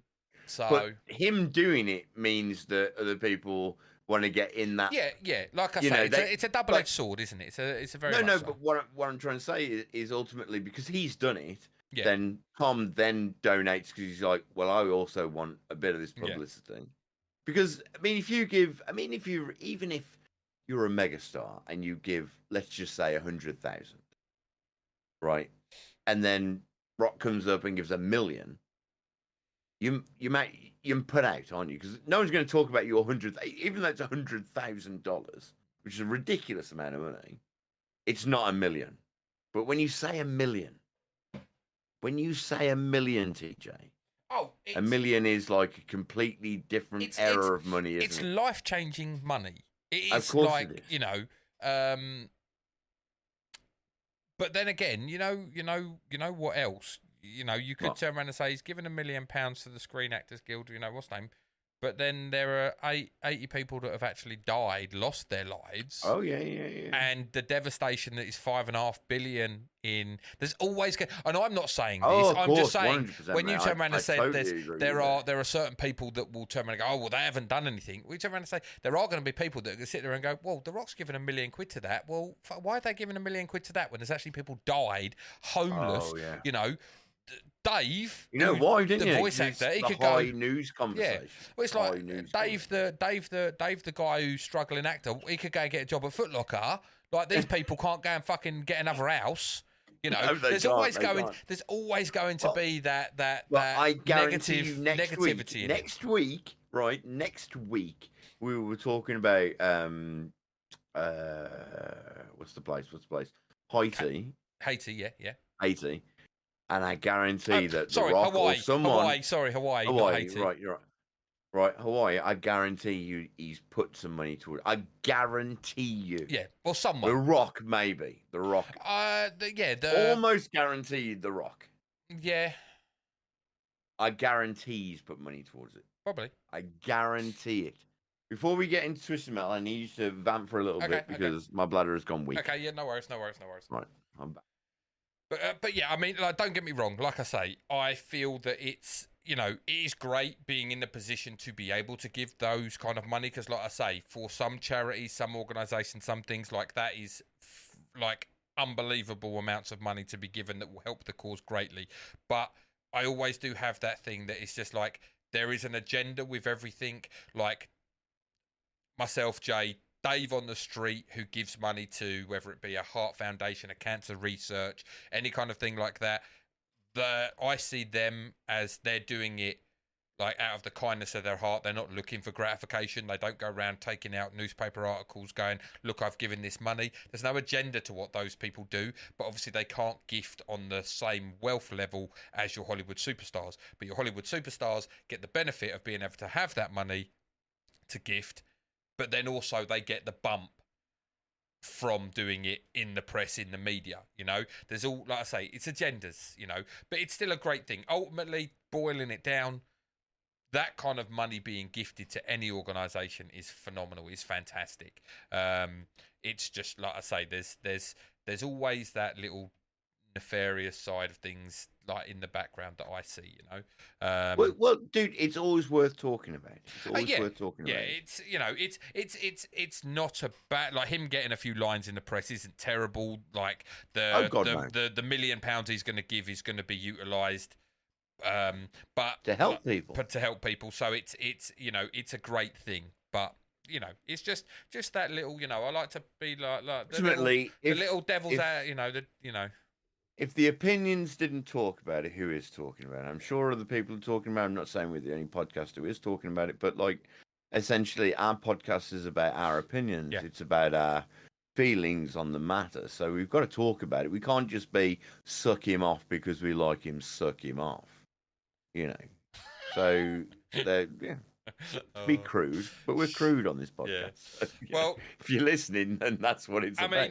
Mean, we've got, considering it's a slow news week, we've fucking gone on forever about the entertainment news, and we've gone off on so many different tangents. I think we're probably about time we got into some Twisted Metal. Yes, yes, I agree. I went for a wee, then I was like, should probably talk about we're probably going to run a little bit long here. Maybe we'll get through this. But so obviously up to this point we've watched episodes 1 to 5 so far. We're at the halfway point. Today we're going to cover 6, 7 and 8, leaving us 8 and 9, the final 2 episodes to cover. Correct. So this one was called Drive Through. Episode 6 was called Drive Through, or DRU. THRU, which is obviously drive through. Yeah, and it makes sense because they go into a burger place, don't they? Because she's been injured at this point. Yes, yeah. So where we left off, she fought Stone, didn't she? In the vehicular warfare, Stone got that whole thing of like, if you don't see they're dead, you don't know if they're dead. Obviously, he gets hit with a rocket from John's car, and John saves, drags Quiet away, and she's in a bad state. But it actually starts off. It started off with the flashback, didn't it, for Quiet with her brother. And this actually, so we get a bit of backstory, don't we? Actually get a bit of backstory. It kind of like, and they've done it quite well throughout. There've been flashbacks throughout every episode, haven't there? But this really showed how dire the situations were. Like, so they were working in like an orange picking field. OC. Well, no, they went to the OC, didn't they? No, they were in the OC when they were doing that. Okay. OC is Orange County. Oh, yeah, no, it's Orange. Yeah, but obviously they make a point of like, they went to the bad. So anyway, and they seemed quite free. It's not like they were like slavers there slapping them with whips and stuff, and they were chatting, and but she quite goes over to her brother and says, look, I've got us this deal. 4 years, we work for 4 years. You work as a server, I work as a maid for 4 years, and then they give us a plot of land. It's like that, like we said in the very first episode, where Neve Campbell turns around and says, look, John, look what I can give you. If you do this one job for me, I can give you New San Francisco. Yeah. And then on the other hand, no, she's a callous bitch. Fucking John ain't getting nothing from her. No, and that's 100%. And there's that understand. We don't know that to start with, but you just know this sounds fucking far too good. You go and do 4 years work, and they're giving you 2 acres of land, and that. It shows you the divide again, doesn't it? It shows you the divide, even though they've already created a divide between the wall and the scum that goes outside. Now we're learning about the divide that goes in the wall. It's so much worse than what we thought. Yeah. But before we get there, like, I ranted last week, didn't I, Joe? I ranted last week. I loved it. And I will be honest. I love it. some of you guys may have watched all 10 episodes. I know Jay's seen the whole series, but I have watched this up until the episode. So last week, up until last week, I'd only watched up to 5. So we did the podcast. I've only watched up to 8. We've done episodes 6, 7, and 8. I've only watched up to 8. I haven't seen past it. So my views that I've been giving are from what I've seen. I don't know what's coming down the road, and I'm kind of glad, because I went on a rant last week about like the fucking bullshit love story story that's going on between the two of them. And literally in the first 5 minutes of this keep episode, my mouth shut. Do you know how hard that is for me? I can't keep my mouth shut. Well, I'm normally drunk. The first 5 minutes of the episode, and they're banging in a ball pit, and I was like, all right, fair enough. All right. I love the banging in the ball. Fair you know what I enough. love more is that they use the Granny Sutra. Mate, like, I thought and that how was fucking difficult that must fantastic. actually be to have sex in a fucking ball pit. Like that can't, like, that, no, that's just illogical. Illogical. Illogical. I love it. But yeah. I love the Band-Aid joke as well, because like whenever you go into a fucking ball pit, you get like, Band-Aid. scum! No, and you're like, no, get it off me. But the thing is, how long's that Band-Aid been there? Oh, it's not worth. It's not a question worth asking, dude. No, it's not worth a question worth asking.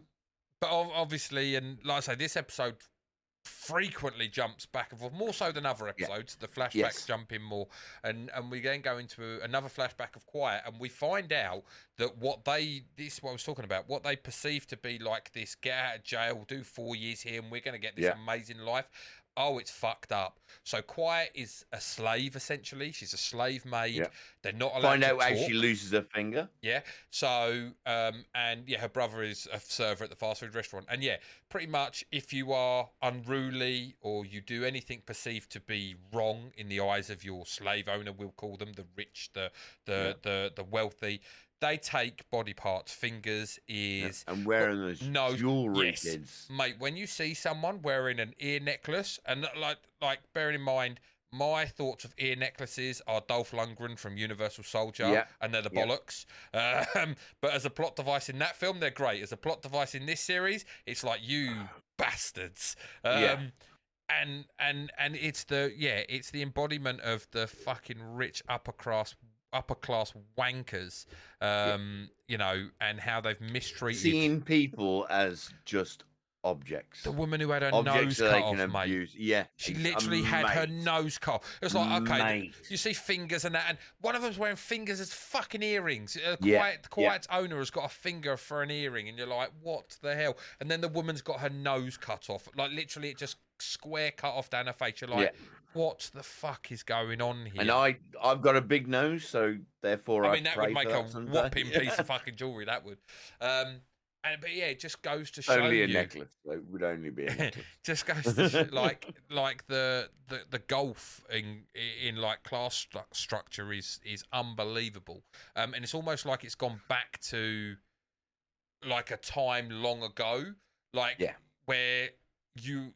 Not only are you a lower class citizen, you're not actually even human to these people. You are just a slave. To the point where you see that they call out, don't they? They say, "Oh, there's a shooter." Yes. And you don't know anything about that, but it turns out that it's a slave who's got out with a gun. Yeah, and they've got you promised reapers. me this.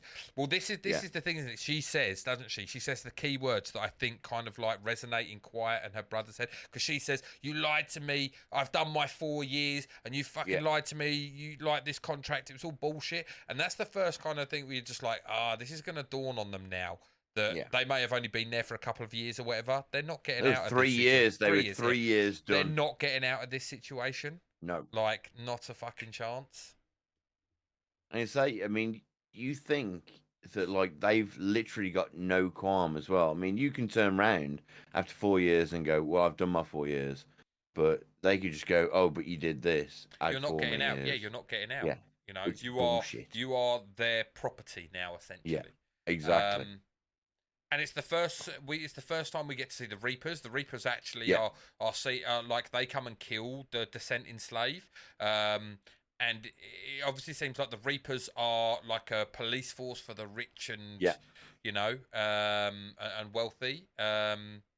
We understand where they get their pink Cadillac, which you saw in the first episode. Yeah, the pink Cadillac was obviously the Reaper's car.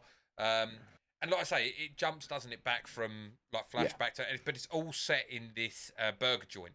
And then how the buns stayed in service is madness to me. By the way. Obviously, they managed to find obviously the like electricity, keeping the freezers working. Like a number of years, it's very doubtful. But anyway, obviously we're just picking faults because we find out about obviously like not only did the electro issues that caused the fucking world to go haywire. The lightning storm. They obviously, yes. So we have a thing. They introduced us to a thing called a Watkins storm, which was to do with a nuclear reactor that went fucking haywire, to do with everything, and it caused electrical storms. And I mean, colourful, fucking yeah. But like deadly as colourful. fuck. Like deadly as fuck. Yeah. I mean, we see our hero John Doe get struck by a bit of lightning, and he's got a severe burn. I mean, it hasn't killed him in respect. Yeah. So we're saying bad, but it's not. He doesn't die, but it's still bad. But I feel that might come back as another plot device later on, because we're halfway in and now they've introduced it to us. I think that's from the game. I can't 100% remember, but I think the Watkins storm is from the game. I think that like you'd get struck by lightning in the game, and it would affect your car. That's why he gives a shit about getting Evelyn out of the way. And he wants to hide Evelyn under like a carport area to protect from the lightning, which makes sense. Yes. But there's always makes more sense in the coming episodes. Yes. Oh yeah, yes. It definitely does. But all while this is going on as well, John is definitely becoming more attached to Quiet, and and Quiet has her reservations. She has reservations though, doesn't she? She does. Like, I think she's more like she feels an obligation to her brother still, to avenge her brother. John's more like, no, you should let that shit go, which is kind of interesting because she was ready to let it go.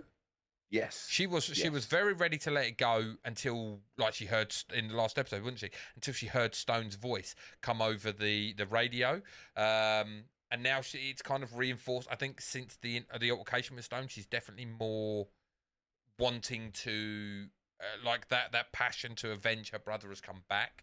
Yes, but yes. Well, I think like when she was with John, she wanted to.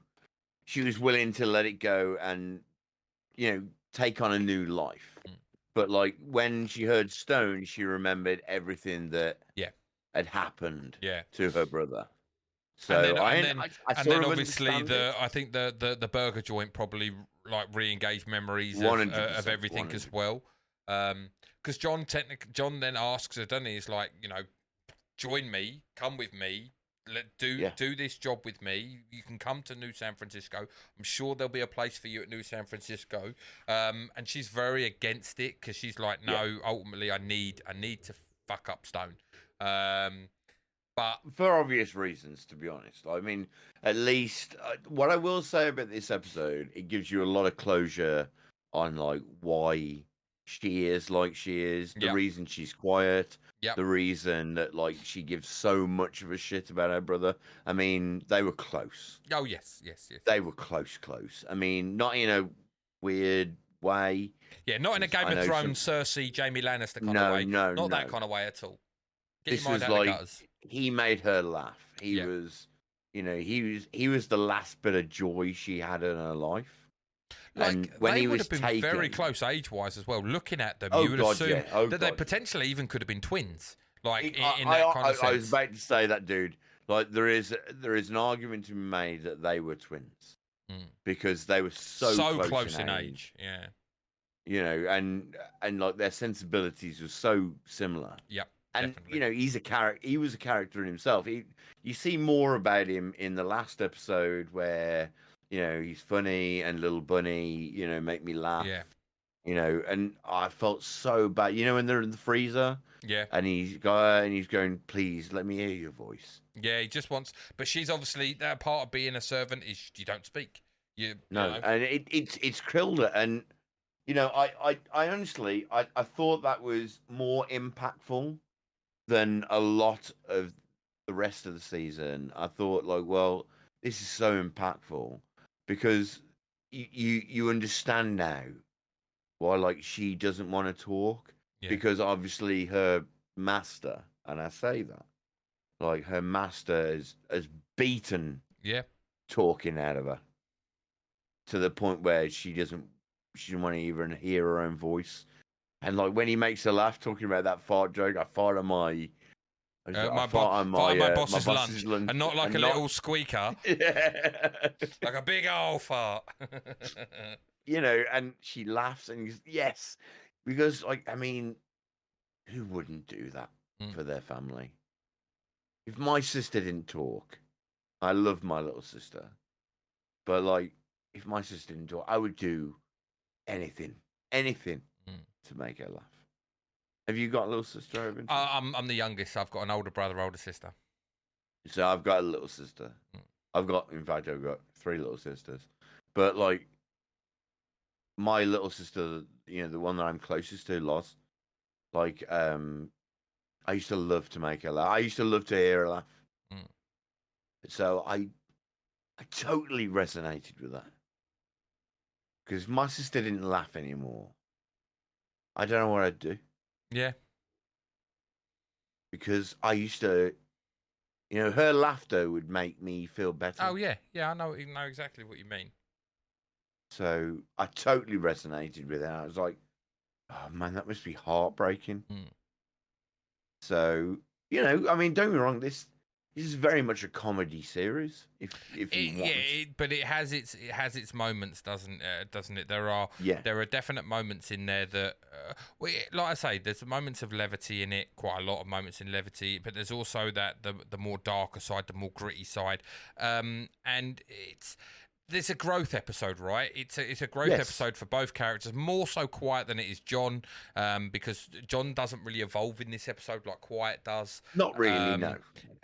And I feel like it's it's ultimately like you get to see like how Quiet and her brother, so like you say, Quiet and her brother are having a chat in the back, sort of having a chat. He's trying to get his sister to speak while at the back of the burger place, while it's on lockdown. The owner sees them. He's like, "What are you doing? Shouldn't be back here." And that's when her brother stands up for her because the owner puts hands on his sister. That bit was full of fucking stuff that I want to talk about. And obviously that led to later on in the evening, because that was at the point where the gunman run past the burger joint. But later on that evening, the Reapers have come. The owner of the store's going to have the brother killed. Cuts the brother's ear off. He's like, as his souvenir, you see him put it on the necklace. The sick fuck. And then you see Quiet come in, kill the Reapers, kill the owner.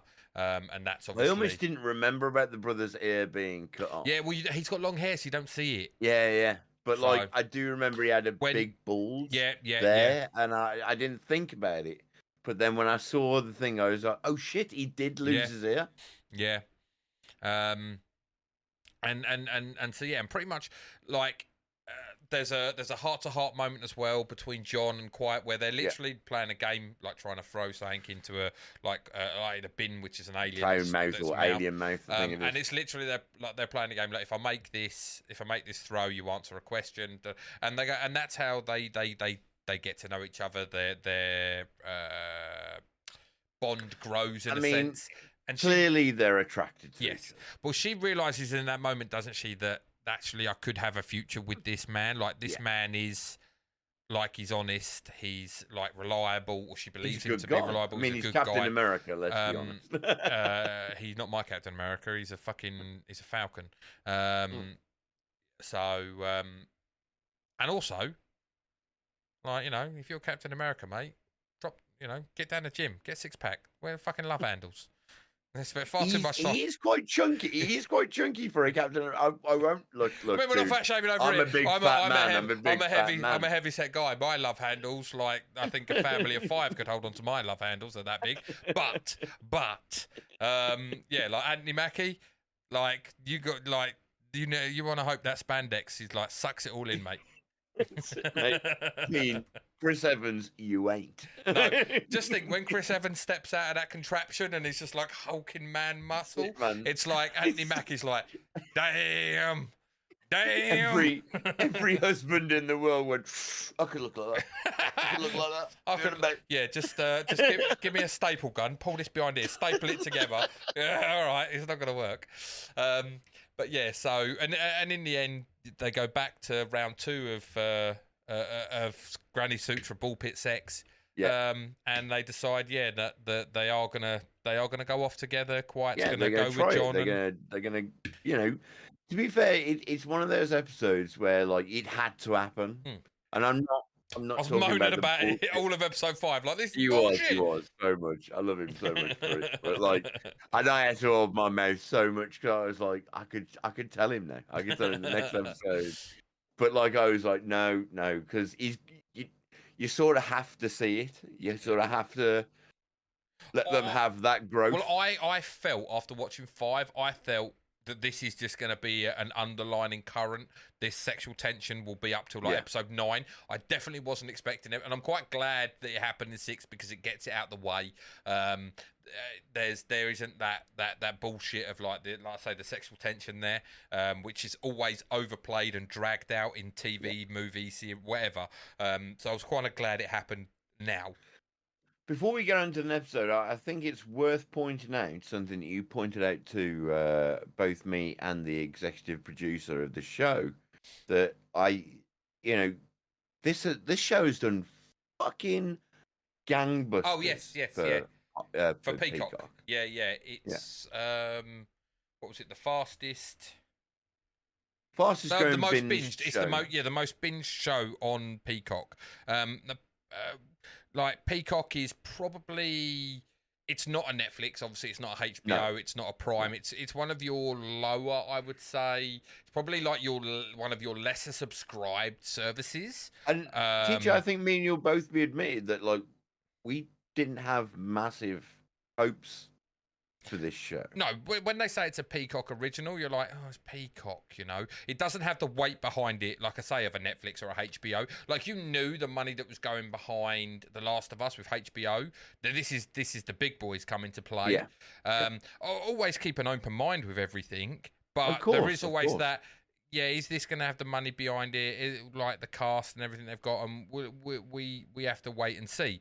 But yeah, it's been the. Let me just get up the article. Where was it quickly? I put it in that group. Just while he's doing that, guys, I got to say that I was out of all three of us here at the opinions, I would have told you that like I don't know how you're going to make a show, and I think I said it on one of the podcasts. You did. I don't know how you're going to make a show out of Twisted Metal, because Twisted Metal is about a tournament between cars that just destroy each other, but they have done so much with it. I'll be honest, I actually really I've really enjoyed this series up until this point.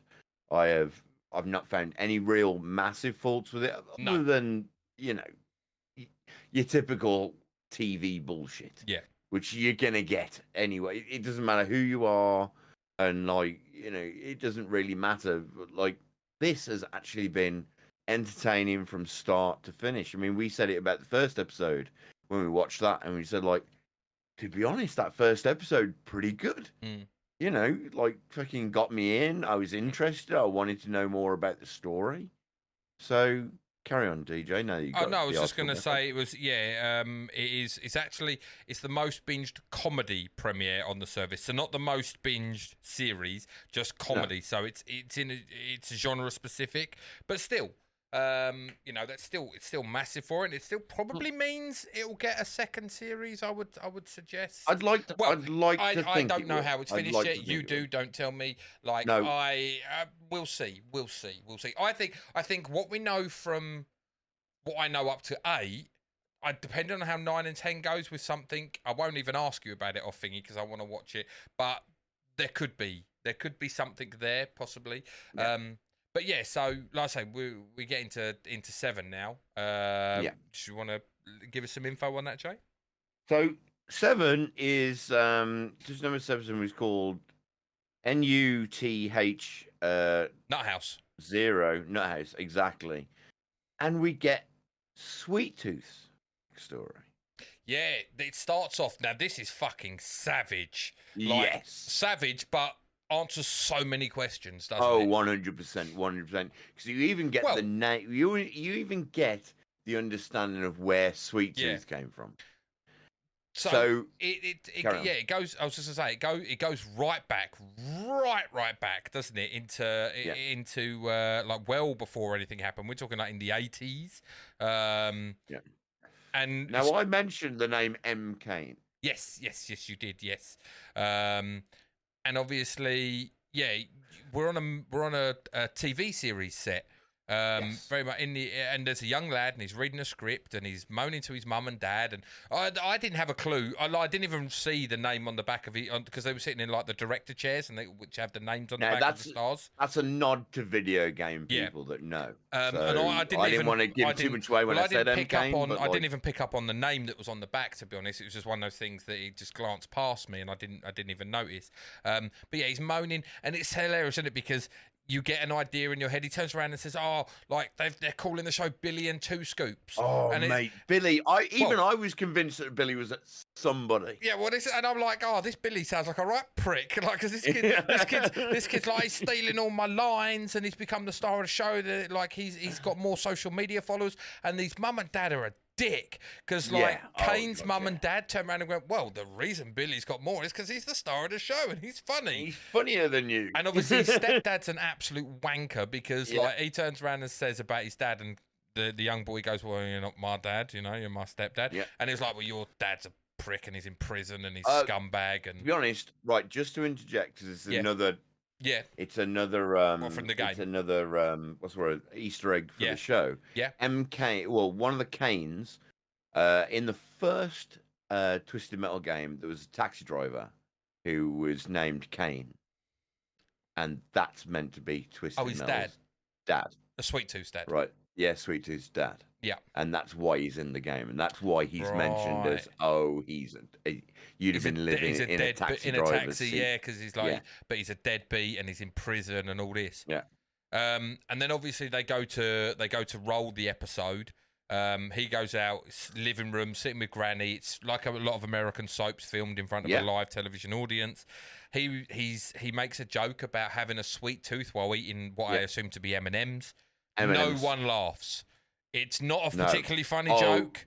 No, but like not for dead silence. But it is like crickets, isn't it? It is crickets. Yeah. I mean, and if you know anything about American shows, they always put the fucking applause. A laugh track. And they also have like a sign, like applause. If you're supposed to laugh, like fucking applause, or like laughter or whatever. And no one, everyone. And then all of a sudden, the toilet flushes and in walks Billy. So where's Billy? Billy's a Labrador. He is a Labrador. He comes out. He's got a little bit of toilet roll on his foot, which is hilarious. That's an old joke. It's like obviously, the oldest joke. Yeah, and like, obviously the dogs use the fucking toilet with his non-opposable thumbs. But what you don't see then comes next, which is he grabs Nanny's knitting needles. Yeah. And stabs the. You don't see it, kids, because no one. No, you see blood splatter, and you see the reaction, don't you, of people? Yeah, and he is laughing, which sets up. Even if you didn't know that was Sweet Tooth, you can work it out. You can go, "Oh, he's insane. He's a psychopath. He's insane. A psychopath." Yeah. So he kills the dog, and he ends up obviously in a mental institute, but then we cut back to our heroes, John Doe and Quiet, and they're going, and we get a little bit of insight into the milkmen and about how they function. Yeah. Hold on. Well, what they have to do is they've got to take they get to New Chicago first and foremost. They get to New Chicago. New Chicago is completely walled in. And they're like, how are we going to get into New Chicago? Like, they're expecting us, but they're not here. And then all of a sudden, a little elevator pings up. There's like a little shed with an elevator. I forgot about that. And they go in the elevator. And this is actually cool. And there's obviously, like, if you remember last week, like, Jay mentioned a lot of things. Well, I think it was actually in the first 2 episodes. It was in the first week. It wasn't last week. So before you'd watched past the first 2 episodes. You mentioned a lot about Calypso. Well, they go in this elevator. It goes down into this really creepy corridor. And there's all mist and fog and everything, and there's a voice that comes over the tunnel, and it's this creepy voice, and like it's a bit weird. Are you Calypso? And then they're like, "Are you Calypso?" And he's like, doesn't want to admit it, but he's Calypso. We know he's Calypso, and we also find out that John doesn't know what fucking pizza is. Just to give you a little bit of backstory on Calypso. Calypso is the person that can grant all dreams, and I mean all dreams. So in the video game, you played the game in order to win the competition, so Calypso would give you your dream. So that's why Calypso is so important. And you said he drove a tank, didn't you? No, Calypso didn't drive a tank. His person who he had as the last boss would drive the tank. Oh, okay. I did say at the time, but I realised after it was my fault. Calypso is always like the organizer of the dream. You never saw Calypso. I think maybe in Twisted Metal 3 you saw Calypso. But like essentially the idea was that like he would send out his ultimate warriors to fight in this competition. So there's last two. It didn't work that way in the game, obviously, because you needed 8 cars to fight against each other. But in the last two, you would fight against this massive armored car, and it seemed impossible to win against. But when you won, Calypso would say, "What's your dream?" But he was very much like, do you remember the Leprechaun? The movie Leprechaun. Yeah, the horror film. Yeah. Where he would grant your wish, but it would be a twisted wish. So more along the lines of Wishmaster with the djinn. You know, you make your wish, but then there's always like like something shitty's going to happen to you for that wish. Yeah. To give an example in the video game, and this is not giving anything away, a police officer said, Agent Stone, it wasn't Agent Stone, but a police officer said if you won with him, he would say, "I want a world with no crime." So Calypso sent him to space. Oh, yeah, okay, that makes sense. Yeah, that makes sense. So it was always a twisted wish. So I'm very interested in to see how they're going to work this into, because if they go Wishmaster with it and Calypso gives their dream, but it's twisted, because we're playing Twisted Metal here. Oh, I can't. Yeah, that would be an interesting way, but like we haven't seen magic yet. No. We haven't, but like, there's no saying that he couldn't put a ship. He couldn't put with the destroyed world. Yeah. There's no saying that someone can go, "Well, I'll strap your car onto a rocket and send you into space." They did it in Fast and Furious, so yeah, why not? Yeah, I don't know. We'll cover Fast 9 but yeah, so in a fucking in a movie mystery. So you'll get my opinions on that then. So yeah, they pretty much Calypso gives them the package, tells them to bugger off and get back to New San Francisco, and then because of everything that's led up to this point, John's like, no, we need to take an alternate route back. We can't go the same way because of obviously. Well, because he asks, doesn't he? He says, "Look, when you're a milkman, we also get like something so that I need fuel. Yeah, because I've got to get back." But obviously, he mentions, doesn't he? Obviously, the shitstorm that was Topeka. They know that they're going to be people looking for them, so they have to take this alternate route that actually happens to take them past a pit stop, which is obviously a hangout for milkmen to go and refuel, get food, get showered, sleep. Yeah. And so they go to a place called it's actually called the Nut House, isn't it? Is the name of the bar. Yeah. And where we meet Bloody Mary. There is some characters there, right? There are some characters. Well, there's a lot of Mr. Slam is my favourite character. Oh, mate. He's a character in Twisted Metal. Oh, is he? But we'll get to him in a minute because he's got a very, very special talent. Very, really does. Special talent. But yeah, we meet Bloody Mary, who it turns out used to ride with John. Essentially, she used to frolic with John. Yeah. And it's an X, if you will. Yes, and it's still like, obviously you could definitely get the sense that she like still harbours feelings for John the way she is. I don't think she quite likes the fact that Quiet is kind of replaced her in essence in. Although she gives mixed feelings, doesn't she? She defends her a couple of times. It's very mixed. She's a bit fucking psychotic. To be honest, 100%. I fancied her immediately.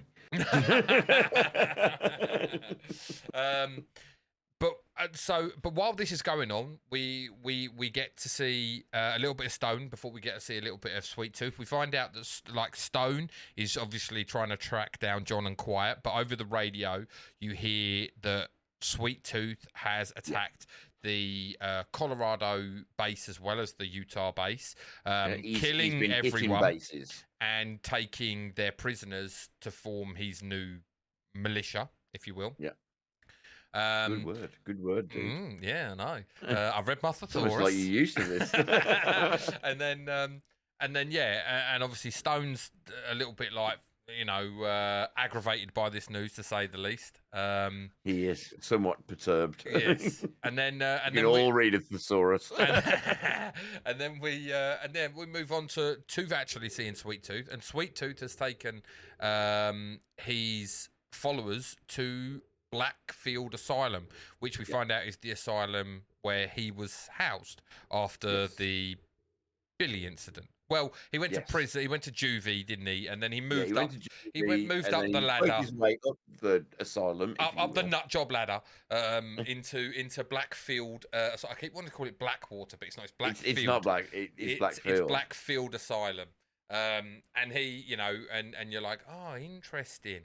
And obviously, we find out some other bit in a bit, but then we obviously this episode's a very much jumpy around episode, isn't it? Yes, it is. It is a very jumpy episode. And there's a lot goes on in this episode. Whereas the others have flashbacks, this is jumping from like different groups area of people. To area. Yeah, because obviously it then jumps back, doesn't it,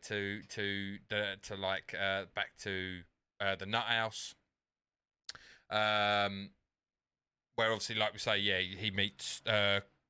We meet characters like Stu, Pit Viper, and John does give two very, very poignant rules, doesn't he, to Quiet? He does. One of them is you never ever tell anyone what your job is, what job you're doing, like what milkman delivery you're doing, and two, no weapons, like none. And that becomes pivotal later on. And like I say, Mary has a way, doesn't she, of like getting little snippets of information, but also throwing in little snippets of information. Yes. I look at it as in like she's just trying to sow seeds of doubt, because she mentions to thing like, oh yeah, he loves that car, he'll never let you drive that car, and that car, he'll choose the car over you and everything and all this. And he loves Evelyn. You're just thinking at this moment, you're thinking, well, you're just a fucking bitch, like Mary, like just because you don't have him anymore and she has him. Quiet's very open-minded. She's like, I don't give a shit, she's your ex, I don't fucking care, like whatever. I love that attitude when she goes, it's fucking great. Your ass is on my clothes. Yeah. So well, when she's in the shower and then we goes like, I'd kill for areolas like that. I'm just sitting there like, that's a line only a girl can get away with to another girl. 100%. If a man said that to her, you're a creepy bastard. I said that once, I got slapped. Fucking, we got slapped with a restraining order. But yeah. So like Mary's just, I felt just kind of sow seeds of doubt in Quiet's mind, but Quiet's having none of it. Quiet's I really like Quiet as a character. I think Quiet earns her stripes. Though, yes. She earns her stripes. Yeah. But then once again we're jumping backwards and forth, and it goes back to Blackfield, and we find out what happened to Sweet Tooth's parents, don't we? Yeah, he takes Stu on a tour, trip down memory lane, shall we say? Yes, shall we say that? That's the best way to describe it. And memory lane, and then fucking to go and meet Sweet Tooth's parents. Yeah. Like, I mean, if there's one, like he comes out, doesn't he? And he says like, oh, when the shit hit the fan and I got out of Blackfield. I want to say water again. Blackfield Asylum. I went and found my parents and then brought them back here to see the hellhole they left me in because they never come to visit me, and then just left them there to starve to death. Yeah. And it was Mate, like, wow. Did it not solidify how good Sweet Tooth is as of a character, though? Yeah. I mean, yeah. I know he's insane. I know that, and like, there's no doubt in my mind he would kill me in an instant. But like, I don't know. Every single scene that I see him in, I respect him more for. I'm like, he might be mad, but like, I don't know, man. Like, as a person, like, fucking, if you've got his back and he's got your back, it seems like I'm set for life. Yeah. It seems like he's gonna, like, he'll back me up no matter what fucking goes on. Well, like, you can see it in Stu, can't you? Stu's like wrestling with the idea of like, this guy's a fucking nut job and I should get away from him, but also there's protection in being with him. And 100%. Like, I feel safe around, maybe not safe around him, but like, he's not going to hurt me. It's a weird kind of position Stu's in. And when you see him lose 100%. It and he stamps on his parents' skeletons, like, and absolutely fucking loses it, and you're like, and then goes from that 1 minute of going mental and literally crushing his stepdad's skull under his boot to then going and calm, and you're like, fucker's crazy. So it's like he's crazy, but he's only crazy about X amount of things. Yeah. The rest of the time, you know, all right, he's killing people, but he's killing people that wronged him in his head. So like, it's crazy. It's crazy to sympathize with a maniac. Yeah. But they do it so well in this story. But I feel like you get the same vibes with Heath Ledger's Joker in Batman, right? Yes, 100%. Like, that's exactly the vibes I got from it. That's the best like comparison I can give. You actually felt empathy towards Heath Ledger, and you were like, I understand you. I get you, even though you're a crazy psychotic lunatic. I understand what you're trying to achieve, and kind of like, in a weirdest possible fucking way. It's the same with Thanos. When you watched Infinity War, you was like, overpopulation is the biggest problem here. I'm saying I will end it. I will be the bad guy. I'm gonna end half all of existence. But he understood where Thanos doesn't get he's like, if I need to, I will be the bad guy. You can hate me forever. I don't care what I am doing for. But the world will continue. It will continue, and it will thrive. Yes. This is a necessary evil that has to take place. And you're like, and you can almost empathize with it. You can almost go like, okay, it's bad, but I'm not doing it. No. So if I'm one of, I mean, you could almost argue that, like, turned into dust, I didn't know, and I don't know, and I never knew. Yeah. So, I mean, the people that are left behind, that's the hard part in it. It's the ones that are left behind. It's always the ones that are left behind, Jay. Of course, mate, of course. I mean, it's honestly, and it's going to sound bad to some people, it's my argument about suicide, where I go like, but it's only the people that are left behind that suffer. You know, it's the selfishness because you're not feeling about the people. Yeah, exactly. And I'm look, dudes. Guys. I'm not saying 100%. I don't want you to commit suicide, but it is a quick time answer to a short term problem. Right? I'm not saying that I understand your issue. Well, it's a permanent answer for the person, isn't it? Exactly. It's a permanent solution to a short time problem. Like, seek help. Don't suffer on your own. 100%. Like, honestly, because, like, guys, giving up is giving up. Once you give up and you're willing to go to that extreme, like, it sounds horrible. It does sound horrible. I am not being unsympathetic, because I've had suicidal thoughts. A lot of people do. but you are giving up on everybody. It's not just you. Think about what your family will go through, your friends, your family, because they will search for the answer until the end of time. They will never understand what you went through. It doesn't matter whether you leave a note, whether you think you've explained it properly. They will always question what they could have done. It is so horrible to go through that if you find help, and I mean really find help, not going to Dave down the road who thinks he's got it all sorted out. I mean, poor Dave. I blame Dave so much. But like, you honestly go to the suicide helpline, talk to people.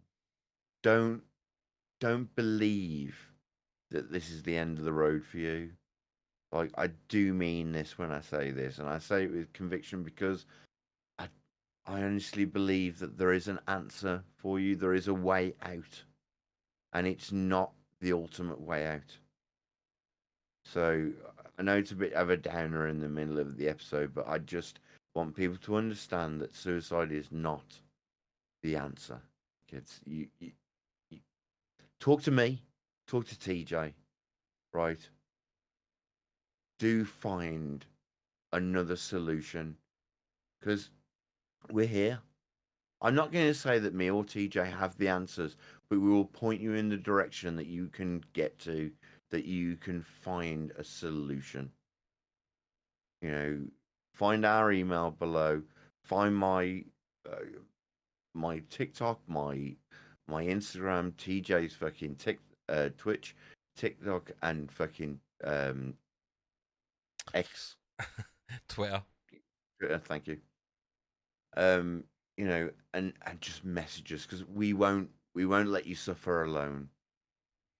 So just don't believe it's the end. And I don't want to interrupt the podcast to do this, but I do very much believe in suicide prevention. So do ask for everyone's help, your family, everyone's help. Don't just give up, because a lot of people give up, and there's a way out. There's always a way out. So, TJ, what was you on about? Sorry, mate, I got a little bit carried away. Yeah. It worries me fine. about people. Yeah. Okay, right. Going back into Twisted Metal. So with Sweet Tooth, his parents, he's just destroyed. Oh, he's just off them. They're already dead. He's just smashed their skeletons. And then they go back outside. He left his followers, his militia, in the courtyard, eating their jam sandwiches. And as they go back, I wrote a note about this, actually. This was hilarious, because Stu and Sweet Tooth walk back into the courtyard. What is the guy in the Harold or something? So obviously all of his followers are dead on the floor, like bullet holes in the head. Now, as we said in the first episode, his friend or second episode is a paper bag called Harold. We don't know what's in the paper bag. He leaves him with a gun. He leaves it, and he says, "Harold, why have you killed everyone?" A brown paper bag, like not a big little paper bag that you put your lunch in, that you give to your child to go to school. In America, it's more of an American thing than a UK thing. But it's like, Harold, why have you killed everyone? Legitimately thinking a brown paper bag has picked up a gun and capped everyone in the head. And what we see is there's a guard tower, and in the guard tower is Mike, Stone, and a couple of other of Stone's goons with a sniper rifle, obviously taking them out. And Stu, they've got Sweet Tooth Stu in their sights. Stu saves Sweet Tooth, or dives on Sweet Tooth as a bullet is fired. And Stone's tells Mike, right, clean up, double tap everyone, and I've got to go and find out about where John and Quiet are, or the Mute. He's obsessed. What does he call them? The Milkman and the Mute is what he calls them, isn't he? Milkman and the Mute. He's like, I've got to find out where they are, because he wants some payback. And then it goes back to the nut house, the bar, the pit stop place. Yep. John's had a little bit too much to drink, and while he's filling up his car, Very weird scene where he's like, I mean, every man has had this. I don't know if women are react the same, but where you're like messing around with water or you've got running water and you hear running water, you get the urge to need to go for a wee. So yeah, he's filling his car up with fuel. He goes for a wee. She steps up next to him, drops a cack, starts having a piss on the floor next to him, which I found very, very weird. But anyway, and in a drunken state, John happens to let slip that this job is going to be his last job, and he's going to get everything he ever wanted, which she knows from being with him in the past means that he's going to get inside. He's gonna leave the game behind and get the life, which is what because they make it clear several times throughout the series that a milkman has an early expiry date, meaning that they don't live a fruitful life. They're called milkmen because they've got an expiry date. Yes, exactly. And she realizes that, hang on a minute, she's a bit stupid here, actually, because she's like, she is a bit stupid. She realizes that, well, hang on, if I deliver that shit, maybe I can get inside.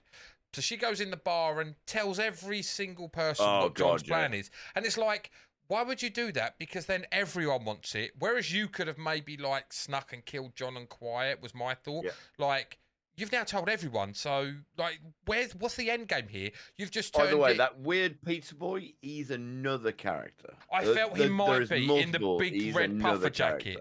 Yeah. But when he's punching him and he's going, "What's in this jacket?"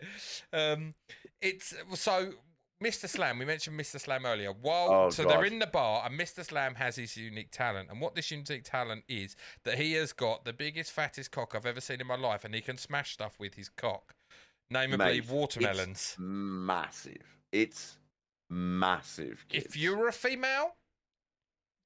It would be too much. It would be too much. Like, no joking, girls. I mean, you may think you can take something, but Jesus Christ. This man, you see him whip it around before he's going to fucking drop it. And he destroys a wall. It's two hands. Massive. Two hands legitimately to hold it round the shaft. It's that fucking ginormous. It's massive. I mean, it's ridiculous at this point. So but while he's smashing the watermelon, Mary tells everyone, Quiet realises what's going on, and then that's when John comes out with the things like, well, you fucking idiot, like, you've told everyone now, everyone's going to want this, so now everyone wants a piece of it, who's going to get it? And it's an all-out scrap, pretty much, in the bar. It's a good fight, actually. It's a good fight scene. Like, Quiet and John, Quiet in tandem, work well together, keeping hold of the package, throwing it from one to the other. People are smashing each other up. I was hoping to see a dong to the face. I'll be honest, I was hoping the same thing. But unfortunately, even if it was plastic, I was like, no, we didn't get a dong. We just saw the one and done with the watermelon. So fair enough. At least we got to see that. He survives, by the way. I'm not going to deny he survives. I'm thankful. He hides behind the bar, man. He does, but he survives. But he does which survive. Means that if we get a season 2, then maybe we get to see him pop up again. But literally, and as inevitably you kind of guess would happen, Quiet and Mary are one-on-one. And Quiet comes out on top and kills Mary, and Mary giggles at the end, which kind of is fitting. I don't think she's dead. Axe to the chest is really difficult to come back from. It is, but I don't think she's dead. Doesn't push it in. Now, going back to Thanos. Yeah, Thor had a little bit of an issue here. Didn't push it in far enough. Didn't quite kill him, did it? And what was it he said? What was it? Do you remember what Thanos said to Thor? You should have went further ahead. Exactly. And there is one thing that blinds with that is obviously the top she was wearing, she obviously was hiding her blade in there, wasn't she? Her butterfly knife. Although that wasn't, like, she can't say that it hit the butterfly knife and that's what stopped it. But because that was it was in her hand, she tried killing Quiet with it. But there is a possibility that what she's wearing, the like corsety type thing, could have maybe stopped it going too deep. You know, like you always see a bullet that hits a Bible or a bullet that hits the hip flask or whatever. That you know, so maybe. But at this moment in time, we believe her to be brown bread. Yes. But I will say that I tell you why. I'll tell you why. Yeah. Bloody Mary is a character within Twisted Metal. When she announced herself as Mary, I was just like, oh, okay. But then when she was given an actual like proper name, like Bloody Mary, it's like, yeah, this is a character from the actual game. It's got to be. Yeah. Bloody Mary is a character in Twisted Metal, and that's why I think, yeah, I don't think she's dead. I think there's something extra, and she's the kind of character that you kind of feel has more to grow in the story. Well, she's also explained herself a few times as like I've got away from death a couple of times. There was. Yes, she took on 7 Reapers or something, didn't she? She's like, as what was it? As Mr. Slam said that she's like the most prominent milkman in the bar. Yeah. Like she's done the most dangerous jobs, and and she somehow comes out of stuff all the time. But so yeah, maybe she's not dead. No, I mean, like she'd make for a good rival of John in the future should something occur, right? And we go back then to Blackfield. Yes. Mike is going around making sure everyone's dead with another one of the goons. Stu, he pursues Stu to be dead, but it's jam on his forehead, not a bullet hole. Well, he does portray some emotion. Yes, he runs over to Stu, doesn't he, and grabs him and cries. But what we got to remember is Stu also saved him from Sweet Tooth, didn't he? When Sweet Tooth went through the dam, and was killing everyone. He helped Mike hide essentially in a sense from Sweet Tooth. The Mike and Ike's line. With the Mike and Ike's, and Mike pissed himself. That's right. Yeah, bless him. Bless him. But yeah, he's still alive. Stu's still alive. He gets up and they have a little back and forth. And then you just hear gurgling as Sweet Tooth is wringing the neck and saying of the other guard. And then he comes over and grabs Mike and is strangling Mike. And Stu, the voice of reason, turns around and says, No. We can use him. He can help us get Stone. And then the immortal lines of, well, if you want a pet, you can have a pet, but he's yours to look after. And I was like, yeah, here we go. See, that also rings true with the video game because Mike and Stu they're a group that run Monster Truck. Right, yeah. So that's why keeps them together. Oh, okay. Keeps them together. Makes sense. Yeah. Killing one off would seem a little bit. Yeah. So I will say, guys, at this point, I mean, you might say, oh, it doesn't really follow the game, but it is actually following the game in a lot of ways. There are ties, quite a lot of ties, yeah. For those of you who have played it, obviously I haven't, so I'm taking all those cues from Jay.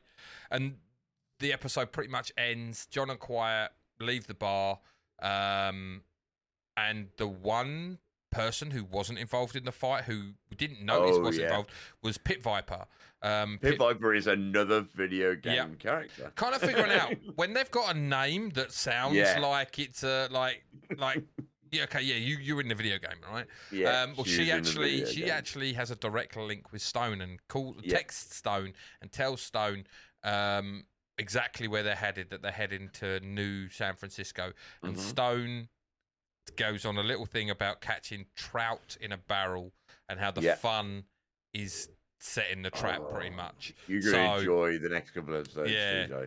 And that was the end of 7. So it's moving along quite nicely. Like I say, and you must be surprised because you thought it was going to end at New Chicago. They kind of just got there, didn't they? Like 500, they had in episode 5 they had 530 miles, and they're now there. And you're like, oh, okay, they're there. They had a little stop off for a shag in a burger joint, and then they got there. So you're like, oh, okay, but okay, there's no filler shit. Thankfully, there was no filler in that 530 miles, which was nice. No, because I mean, at least we were expecting. All right, they're driving. So I'm now expecting them to get back to New San Francisco, and we're going to see some more Neve Campbell. That's what I'm expecting. Fantastic.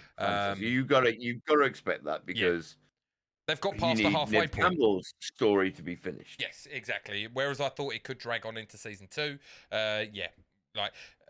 But I mean, bearing in mind, I did say we've got to see Reapers, we've got to see Holy Men.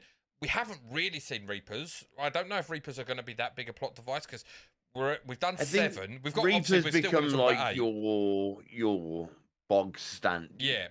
You know what I mean? That they become the bog standards. Like, we can throw these into anything because they're in anything. Yeah. And And then next episode we get a little bit more, don't we? Well, yeah, because what I was going to say is, we still had the Holy Man faction to come in, which obviously plays into episode 8. Yeah. Now, episode 8 is called can't even read my own writing. EU3. It's Evelyn. It's Evelyn. Well, it's Evelyn. It's Evelyn. It's Evelyn. That's right. So this is very much about the car and how the car comes into being. Well, we haven't had John this. We haven't had any 8. John backstory. We've had Stone's backstory. We've had Sweet Tooth's backstory. We've had Quiet's backstory. And episode 8, John doesn't know who he is, and we technically don't know who John is. No. And that's where this episode, and even this episode doesn't flush out who John is, does it? Not really. It flushes out who Evelyn, who the car is. Yes. This is very focused on who the car is. Yeah. Now, we learn in this. All right, let's just keep it on track. Yeah. Let's keep it on track. Well, it flashes back, doesn't it? It starts with him being a child. Yeah. He's driving some He's crashed in a Volvo. Yeah, this old fucking station wagon thing. There's it's another time that we see what they call a Watkins storm is coming. And this woman bops him on the head with a log and fucking gets. After trying to convince him, I mean, this is a child. Yeah, he's what 11. He's got to be about 11, I would say maximum. Yeah, maybe 11. And she's asking him questions like, I ain't got a clue. I don't know who I am. I don't know what I'm doing. I don't know anything. He's got an egg on the side of his head, which she then hits with a fucking log. The bitch God, makes it even worse, and the noise is bonk. It's like, mate, just look like he's got fucking major brain trauma. He's and already you smack him on the head anyway. Again. All you gotta do is push him over. Yeah. But yeah, she steals his car, and she's just fucks off with the car, leaving him to deal with this storm. I suppose I almost understand his argument, which is I found this car defended me in that weird pseudo way that I'm a child, I found it gave me warmth, it gave me everything. And then when he needed to be defended, it defended him. And you're talking about when he stumbled across Evelyn. Yeah. I found it very, very interesting because obviously, Evelyn's a car that's covered in branches and whatnot. Mm-hmm. He stumbles across it while this storm's going. Well, no. He survives the storm, doesn't he? And then he's looking for warmth. He's trying to start a fire, but he can't start a fire. He didn't watch enough Bear Grylls, obviously. And you also say piss in your mouth, you'll be fine.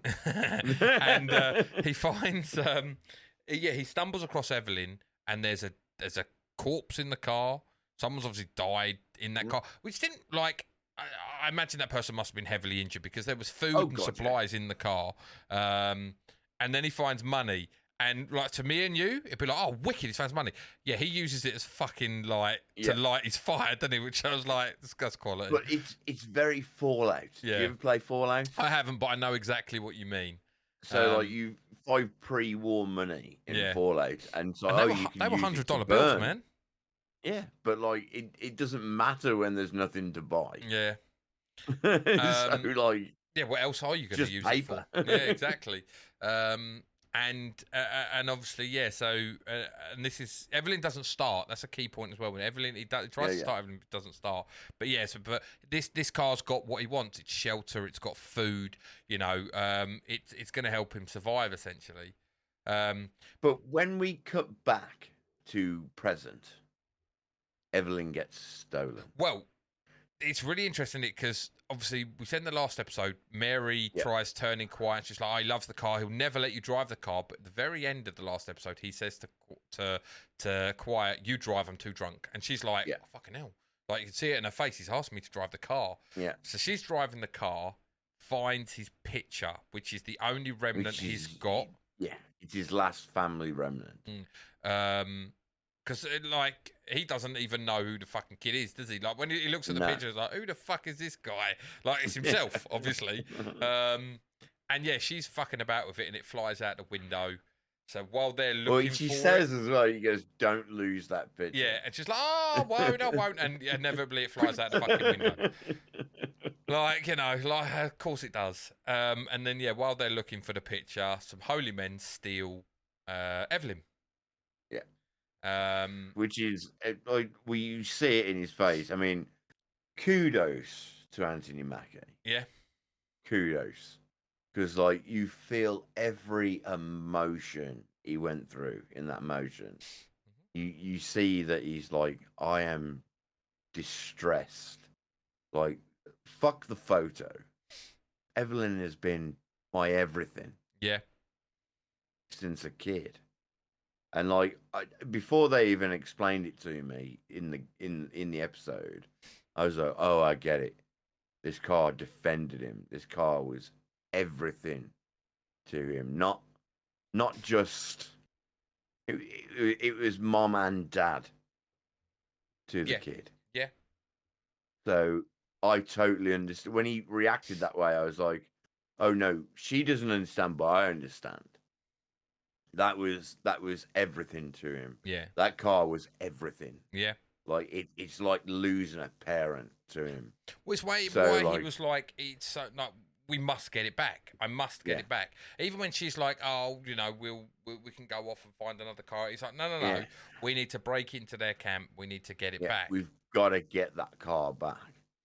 So like I mean, don't get me wrong. I know I understand a plot story when I say a plot story, but like I was like, oh no, I get it. I get, and it's set up that way so that you, the audience, you get it. Yeah. He's not just talking about a car. This is a car that has looked after him. This is a car that has defended him. This is a car that has done everything for him. I mean, I didn't even need to watch that episode to know. From the way he reacted to the car, I was like, oh, this car has been with him since he was a child. Yeah. This car is, he's been in this car for 20 years. So don't get me wrong, I understand that, like, you can't sell the story on, like, oh, she gets it immediately. Yeah. It's just a simple case of, like, well, obviously he's in love with this car. This is the car that, like, it's not in love. It's like, this car loved me. I will love it back. Yeah. I will give it everything. The car is his family. Yeah. In essence. Exactly. So, like, to lose it would be like losing a parent. Yeah, exactly. So I totally understood why he reacted the way he reacted. But at this Karen. point, well, I was just say at this point, it's like they have a goal, though, don't they? It's like we get the car back. It's like, because he even does admit, I've lost the car before. Like, even makes a joke about it, doesn't he? Like, I've even forgot where I parked it before, so, and I lost it that way.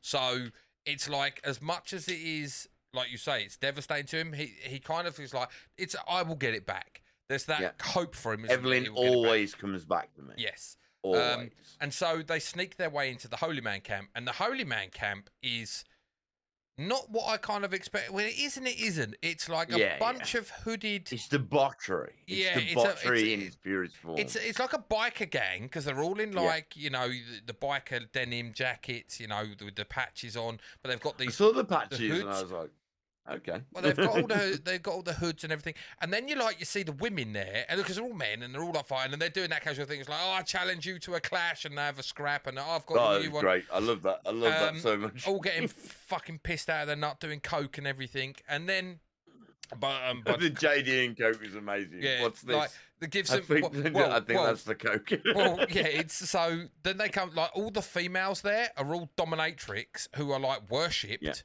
Yeah. And yes, they give John and Quiet a cup of JD and Coke, and it's like, okay, JD and Coke, but no, the Coke is Coke. Coke. This is the this isn't the What's Coca that? Plant. This is the actual Coke. Why is there something lump in it? That's the Coke. That's the Coke. And they're like, oh fuck. And then we meet their enigmatic leader, the preacher, who is such a great character. The actor. Right. Oh. I love him anyway. Love him anyway. Yes, 100%. He does so many voice lines for things that I just fucking admire. And he's a Brooklyn Nine-Nine alumni. Yes, yeah, he is. He's quality. I'm just gonna get his name. What's his I'm name? just gonna get his name up. Actually, I should have had this before. Oh no, I'm fucking getting his fandom there. I rely on you, this TJ. It's played by. Oh, give me his fucking name. I should know his name. Because I love him so much. Jason Mantzoukas. Yeah, Jason Mantzoukas, and he's honestly in anything he's in, he plays his character so fucking well. So he was in John Wick, Chapter 3, Parabellum. Ralph, he's done a lot of voice stuff. He was in the Lego Batman movie. Does loads. He does loads of voice stuff. He's incredible. TV stuff wise, recently, Twisted Metal, Percy Jackson, The Olympians. It's in some Star Trek stuff. He's done some Robot Chicken stuff. Obviously, like you say, he was in Brooklyn Nine-Nine. Mate, he's so incredible. I got nothing but respect for that man. Nothing. But respect. He's hilarious. He plays a very, very similar character in a lot of his stuff, isn't he? He's like he does. Crazy nutter, like off his head. He plays it so fucking well. Oh, he's crazy. He's crazy as fuck. and like, so obviously he asks for. So he comes in. He's the preacher. He's the leader. He's the guy they all worship. And what we don't realise is this actual get-together is like an annual thing they do. And do you remember what it was called, Oh, Jay? you're vamping teacher. Oh, okay. Yeah, okay. I'll figure. So he turns around and says, like, welcome everyone. Oh, this is our annual. It's the Rocky Mountain Fuck Fest. This is like, I mean, you know, that's kind of an interesting outing that I'd like to go to be honest. But so, and for putting on this shindig, he wants, like, give me gifts, which people are bringing him guns, cocaine, other kind of drugs, petrol, fuel, essentially. And he's like, oh, okay, yeah, this is kind of like, this is what you always give me. This is fucking kind of boring, think outside the box, get me saying. And then in steps Evelyn. Someone drives Evelyn in. And he sees Evelyn. And he's like, oh, yeah, this is for me. And obviously, John and Quiet are there. They're watching this all unfold. He see Evelyn. He's like, oh, fucking hell, that's my car. And it turns out that the preacher is actually going to have sex with Evelyn. He makes a very interesting quote about lubing up her muffler and going at her muffler. What have I walked into? The preacher wanting to have sex with Evelyn. Oh, yes. Oh, mate. And then John steps forward. Now, John's a bit brazen. He's just down God knows how many ounces of coke. So he's a bit brazen, and he comes in and is like, no, you cannot do that. And he's like, oh, you want to challenge me? You want to go for a muffler first? Yeah, you want to go for a muffler first? And he turns around and says, oh, I challenge you to a clash. John's like, I can fucking have this geezer. Little does he know this geezer's like fucking some taekwondo capoeira, fucking capoeira, like straight out fucking like crazy flip, like bebop fucking street dance. You clearly didn't play a lot of Tekken back in your day. No, it was mate. It's like, do you know, he like moved like effortlessly, like a monkey, didn't he? Bouncing around like capoeira.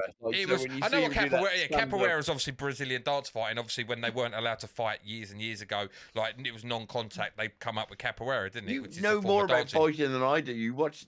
Yeah, UFC, I know exactly what capoeira. Like I say, I know exactly what capoeira is. I know the origins of capoeira. But like capoeira technically is non-contact. Capoeira is like Brazilian dance fighting.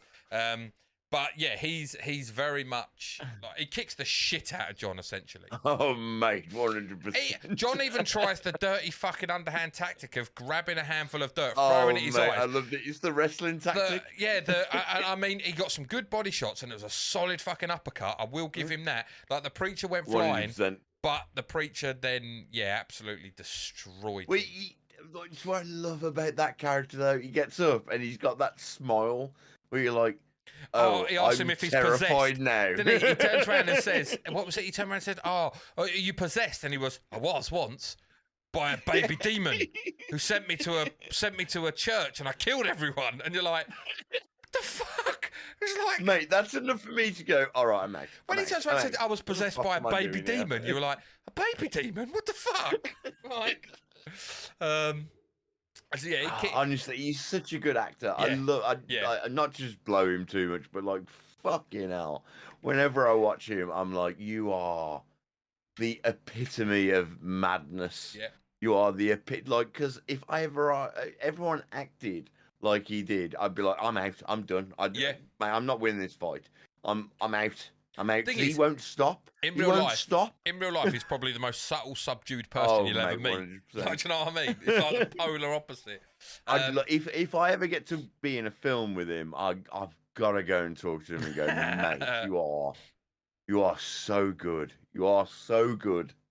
Like I'm fucking envious of how good you are. Like whenever you listen to him, he's spot on with the voice that you want to hear. Yeah. Like he is so fucking good. I know I'm having a sort of a wet dream over him. It's okay. But I love him so much. And when I saw him in this, I was like, oh mate, I'm so happy he's in it. Yeah, that's a good role. I've watched him, mate. I've watched him in Brooklyn Nine-Nine. I'm sure you have. Yeah. And he's just fantastic.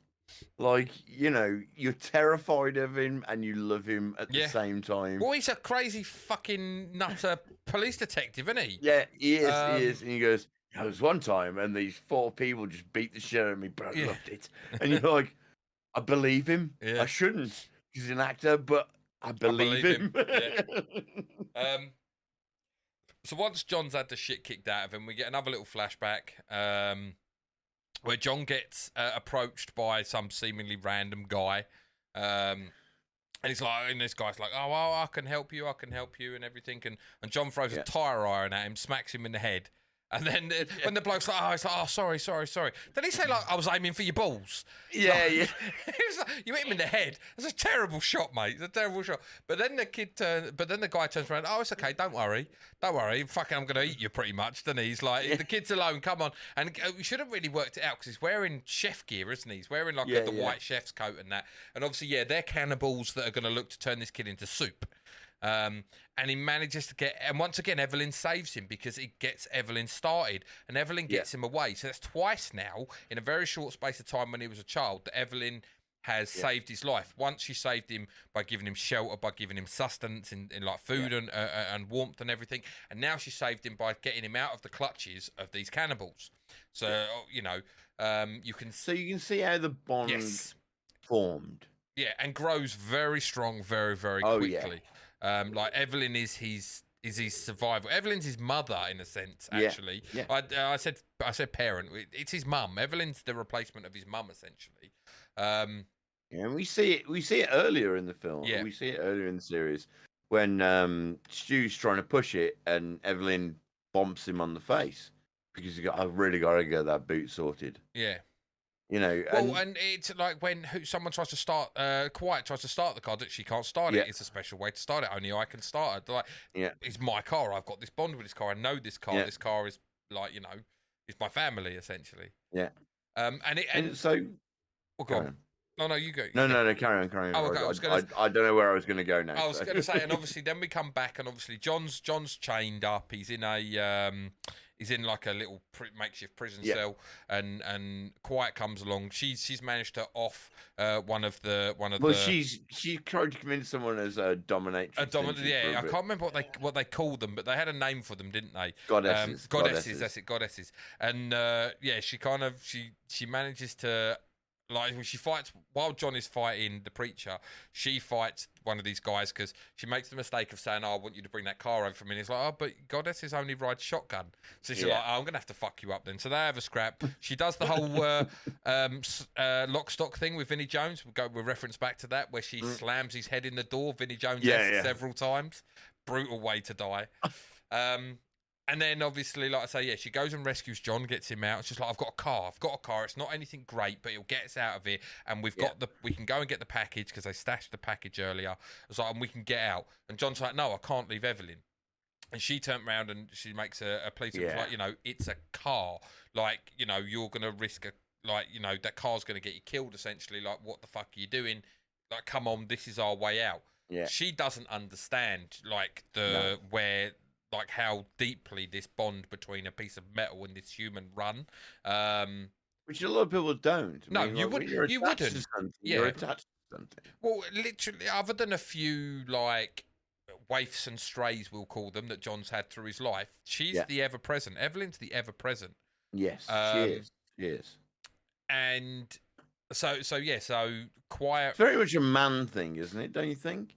It's like where you get attached to a piece of machinery in a way that you can't explain. I suppose, yeah, we're are men in general more materialistic, probably. Yes, we are. I would say so. I'm not saying a machine means more. It's just that, like, look, we put more emphasis on things that, like, inanimate things, essentially. Yes, yes. Because you do, don't you? Like, I expect, like, with cars and stuff, people have got, like... Cars, definitely. Cars are 100%. You might have, like, some kind of, like, I don't know, an old Scott, like Buick Skylark from back in the day, very American, like a, and you put your heart and soul into restoring it and whatnot. It's very much a man thing to kind of like... I'm not trying to be sexist, kids. I'm sure there's women who do the same. It's I don't know, something in the makeup. It's a more male-dominated trait, let's say. Yes. Yes. It's the correct word. It's but yeah. So obviously, quiet. So I get attached to certain machinery that, like, I love, and I'm like, oh, I don't want to. Just like, I've put so much work into it. I don't want it to go. Do you know what I mean? That machinery's like that. That's for the 18+ podcast, Jade. That's a different podcast that you want to have a chat. But no, fuck's sake, always goes back to that way, doesn't it? Always goes back to it. But no, so quiet decides that like that's it. John's like, she's gonna have to leave him because John's never gonna leave this car. So Quiet leaves. Yeah. She's upset. Obviously, she leaves. She thought, there was a future with John, essentially, but the future is John and Evelyn. Yeah. And so John makes one last play to get his car back with the preacher, which leads to another scrap. A bullet. The preacher has a gun. Now, okay, so the preacher fires a gun, which puts a bullet in the fuel tank. And fuel leaks everywhere. How the fuck did that car not explode then and there at that moment? I don't know. When a bullet went into the fuel tank. But this is movie magic. Movie magic. So there's fuel pissing out everywhere. There's open fires. While they're tussling, they knock over like a standing torch that's alight. Obviously, fuel and fire don't mix. Ba-boom. Massive explosion. We see Quiet in the background. She sees a massive explosion. She instantly thinks, "Oh, that's it. John's dead." She starts crying. She obviously had feelings. She's affected. It definitely affected her. She's lost her brother. Now she's lost John. And you just see her go off. But luckily, somehow, our hero John. I mean, we know how he survived because he's the titular character. Like Evelyn has saved him. Her bonnet saved him. Evelyn is no more. Literally, every part of Evelyn has blown off. Dead. Doors, bonnet, boot, fucking wheels, everything's fallen off. And Evelyn is no more. The preacher's no more as well. The preacher's in about 7 pieces. The rest of the holy men fuck off and just leave John there. They think he's dead, but he's not. And they just leave him there to stew in the fact that this car is it's over. The game's over. And they have and I tell you what, this bit is it's so cheesy, but it's so well done, so fucking well done, because My Immortal by Evanescence, which is a great song, plays. It's a brilliant fucking song. Like, it's almost correct. I have a problem with it. I do have a problem with it. Because although it's a great song, it is also used in one of the worst films ever. It is like the song that plays in Daredevil. Yeah, I know. I knew you were going to say that. And it's like Ben Affleck Daredevil. Oh yeah. If he's called Batfleck, what is it? Bendevil? I don't know what his fucking name is. Anyway, it's in like Daredevil with Ben Affleck and I've forgotten the woman's name. Jennifer Garner. And it's the music playing is it's a great song, but obviously you see John going around, he's picking up parts of Evelyn, and while this is happening, it's flashing back to where he takes Evelyn to a scrapyard and manages to find parts to get Evelyn back. Well, to get Evelyn running properly, essentially. And it's kind of there's a juxtaposition of old, like him building Evelyn into what she is, to now Evelyn being destroyed, and he's just literally finding parts. There's that poignant moment with the number plates where he's going through, no, I don't like that number plate, I don't like, and that's where he settles on the name Evelyn for the car. It's such a nice moment, though. Such a nice moment, but then it ends with a pile of scrap and the Evelyn number plate just like bent and burnt and damaged, just sitting on top of the pile. And John's just sitting there, downbeat, downcast, like literally at this point, we're episode 8, we've got 2 to go, you're like, he's done. He's literally done. He's finished. His energy's gone. He's lost everything. All he's got left is the package. Quiet's got... Well, he doesn't even have the package. They stashed the package. No, he doesn't have the you package. would imagine, if Quiet believes that he's dead, she's going to collect that package and drive it to New San Francisco. So, of course you will. Like, that's what you would assume. Where it's going to go in... that is where it closes in episode 8. Where, like, so... Leaving John literally with nothing. Like... And to be honest, he's beaten. He's beaten, mate. He's a browbeaten man. He's like everything that was good in his life, essentially, within the space of 10 minutes is gone. Quiet, his car, his future, all gone. His dreams ended that day. Dreams, aspirations, everything. His chance at redemption, a future, like a life, essentially, they're done. They're gone. And it's a really poignant moment, how it, like you say, how it ends. Yeah. And it's going to be interesting my where immortal 9 goes. almost feels like, yes, that's the correct song. But it's almost too much. Yeah. Do you know what I mean? It's well placed. It's well placed. Like I would say they have got the soundtrack for this largely on point, I think, for most of it. And very 90s. And very 90s. It would be, because obviously, if the world ended in 2002, essentially, there's no recording studios left. No, so the exactly. music you have is up to that point. So talking about our other podcaster mate, like, he was very, very against it but like, essentially, it's 90s because it's 90s. Yeah, that's the era that the world ended. So like, nothing new is going to be created from that point, essentially. Like, they're stuck in that, like, everything in terms of, like, technology and that is done. So nothing new's being invented. It is what it is. These are the cards you're dealt. You don't have any, like, all your nostalgic stuff is that era and before. Yeah. And probably a lot of it isn't going to work that's pre a certain time either, Yeah. But like, you can't be against something that's stuck in its own time. No.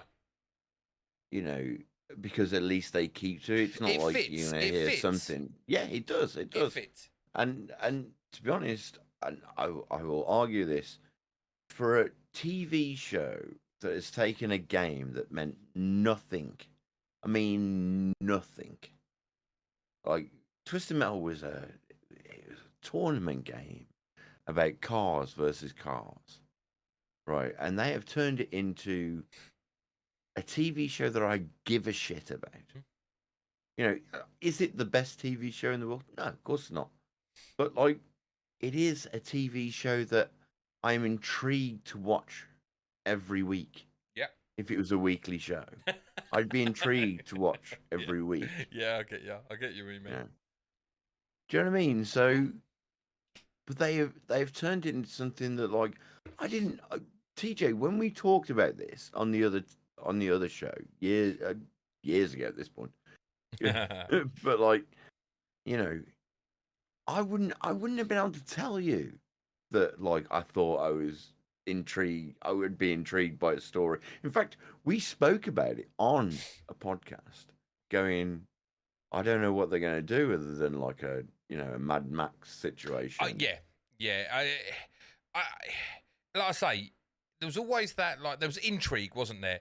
And I kind of think when you knew the cast, you knew the way they were going with it. Like when it first got announced, it was like, oh, okay, yeah, like you say, is this Mad Max Fury Road type scenario? But then when they announced cast of like Will Arnett, Stephanie Beatrice, Anthony Mackie, you're like, not known for their serious stuff, which, like I say, with Will Arnett, I think fucking could do anything. Like, mate, I have no issues so with much that love guy. for Will Arnett. It's unbelievable. Like I say, I think would be like a brilliant Riddler type character. 100%.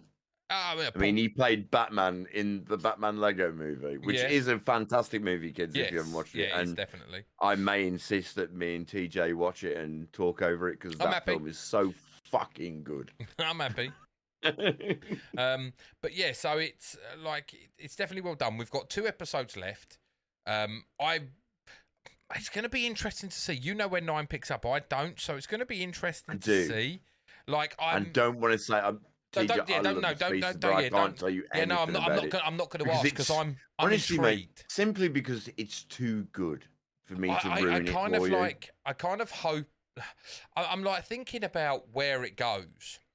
And how John picks himself up from where he is, and there's about a million different ways it can go, but I don't know how, if any of them would work. So I'm really intrigued, and like we'll see what happens. I kind of have a feeling we might see. For me, I'm not giving anything away here, but for me, it picks up the most perfect way it can do. Well, I have in my head only because I know the game. Okay, well, don't say anything to me, but I kind of have a feeling that like. I was thinking to myself, are we going to see like Sweet Tooth and that? Like he meets them again potentially. The convoy, are we going to see any members? Because so I'm intrigued. I'm intrigued where it's going to go. The TV show has done a lot of setup for a lot of things, so much so that like I'm glad you can't predict how it's going to go because that is the correct way. Yeah. Because when I went into the next episode, I couldn't have predicted how it was going to go. And I think they've done fantastically in doing that. And I love Deadpool anyway, but the Deadpool people have taken this show from here to up here. Mm-hmm. You know, they have seen the ending and gone, look, everyone's expecting something. So how can we go from here, which is, you know, your general run-of-the-mill story, to Twisted Metal, which is what they've done. So next week, everyone, kids, will be a great discussion because TJ's going to see the end. I already know the end. It doesn't matter. I'm not going to ruin. We need to be transparent and open and honest here. Oh yes. So obviously this will be for us. It's Saturday. Well, it's the early hours of Sunday morning right now. But this will get released on Monday the 14th. This episode. We do normally film on a Saturday. However, we've got a big thing happening this coming weekend on the 19th.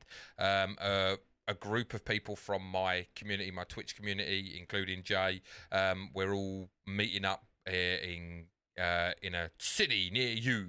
Not going to say where, so you can't come and hunt us down and moan at us for terrible podcasts. But yeah, we're meeting. There's a large group of us that are meeting for the first time in Cambridge. Strangers meeting from the internet are all meeting each other. What could go wrong? No. I'm going to murder all of them. He doesn't know yet. Quality, great, amazing. So there will be no pod next week. We will be back the following week, which will be the 26th, I believe. We've got a big announcement as 26, well. 27, 25th. So, roughly. How do we say this, TJ? Well, We've got a big announcement for we've got a big announcement for the pod, which we won't go into too much detail. We'll just leave it at that there. But yeah, we will cover episode 9 and 10. We'll do the entertainment news, everything that we normally do, and then we have an announcement that it's big news for the podcast. So and that's really all we can say at this point. Not a lot is going to change for you, the listeners, but like it's going to be epic, and that's all we're going to say. Yeah. Yeah. TJ has to shut me down because I'm too much of a spoiler. Yeah, I'm just like careful. No, so yeah, we will obviously no pod next week, but the following week there will be. It will drop next week on the 28th. And the only reason I know that date is because the Alien DLC goes live on the 29th. So yeah, on the Tuesday. So we'll be.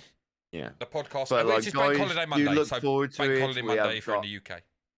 We've got a lot of big drops for that day. Yeah. There's a lot of changes and a lot of things that me and TJ are going to drop for you. Shush, just shush now, dude. I got to give him a little bit of hype. No, you don't. We're not giving him. I'm not going to give you any more than that. But we've got a lot of things going on. So do show up. Yeah. Do be here for us. You want to call us cunts? Hello. That's fine. once again, feel free to call him that. Be kind. I don't mind be being kind to me. cunt. Be kind to me. No, TJ needs it. His sensuous fucking attitude needs it. Wow. I'm the glue that holds this thing together. He is the glue. I joke around, but my co-host here, he actually puts all the show together, and I've got nothing but love for him because he's incredible. And the show wouldn't be half the show that it is without him. So I'm going to give him a little bit of love. Just going to give him a big head, and I'm going to have to deal with it next weekend. So yeah, when you meet me, it's going to be even worse. I know that, dude. I know that. But anyway, guys. So I don't think we've got any more else to cover. No. Like I say, this pod will drop on the 14th, Monday the 14th, and the next pod will be dropping on Bank Holiday Monday if you're in the UK, which is Monday the 28th.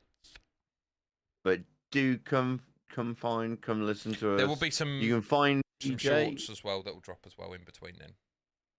Where can they find you, TJ? I will be on Twitch Monday, Wednesday, Friday.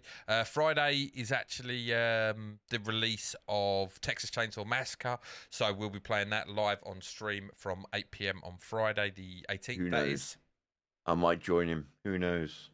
Yeah. Because me and TJ, I gotta say, mate, we've got good banter on yours. Yes. On your Twitch, we got such good banter. We do. Anyway, much love, kids. Where can they find you, See Jay? you later. Well, they can find me wherever you hunt me down. But I'm on Twitter, kids. Yes. You can find me. It is Firefly0 on a lot of things. It is Twitter, not X. Sadly, it's not X. It's not. We don't believe in X. It's Twitter. It's Twitter. How to ruin the greatest marketing ever by calling it X, you pillock. Right. Anyway. Much love, kiddies.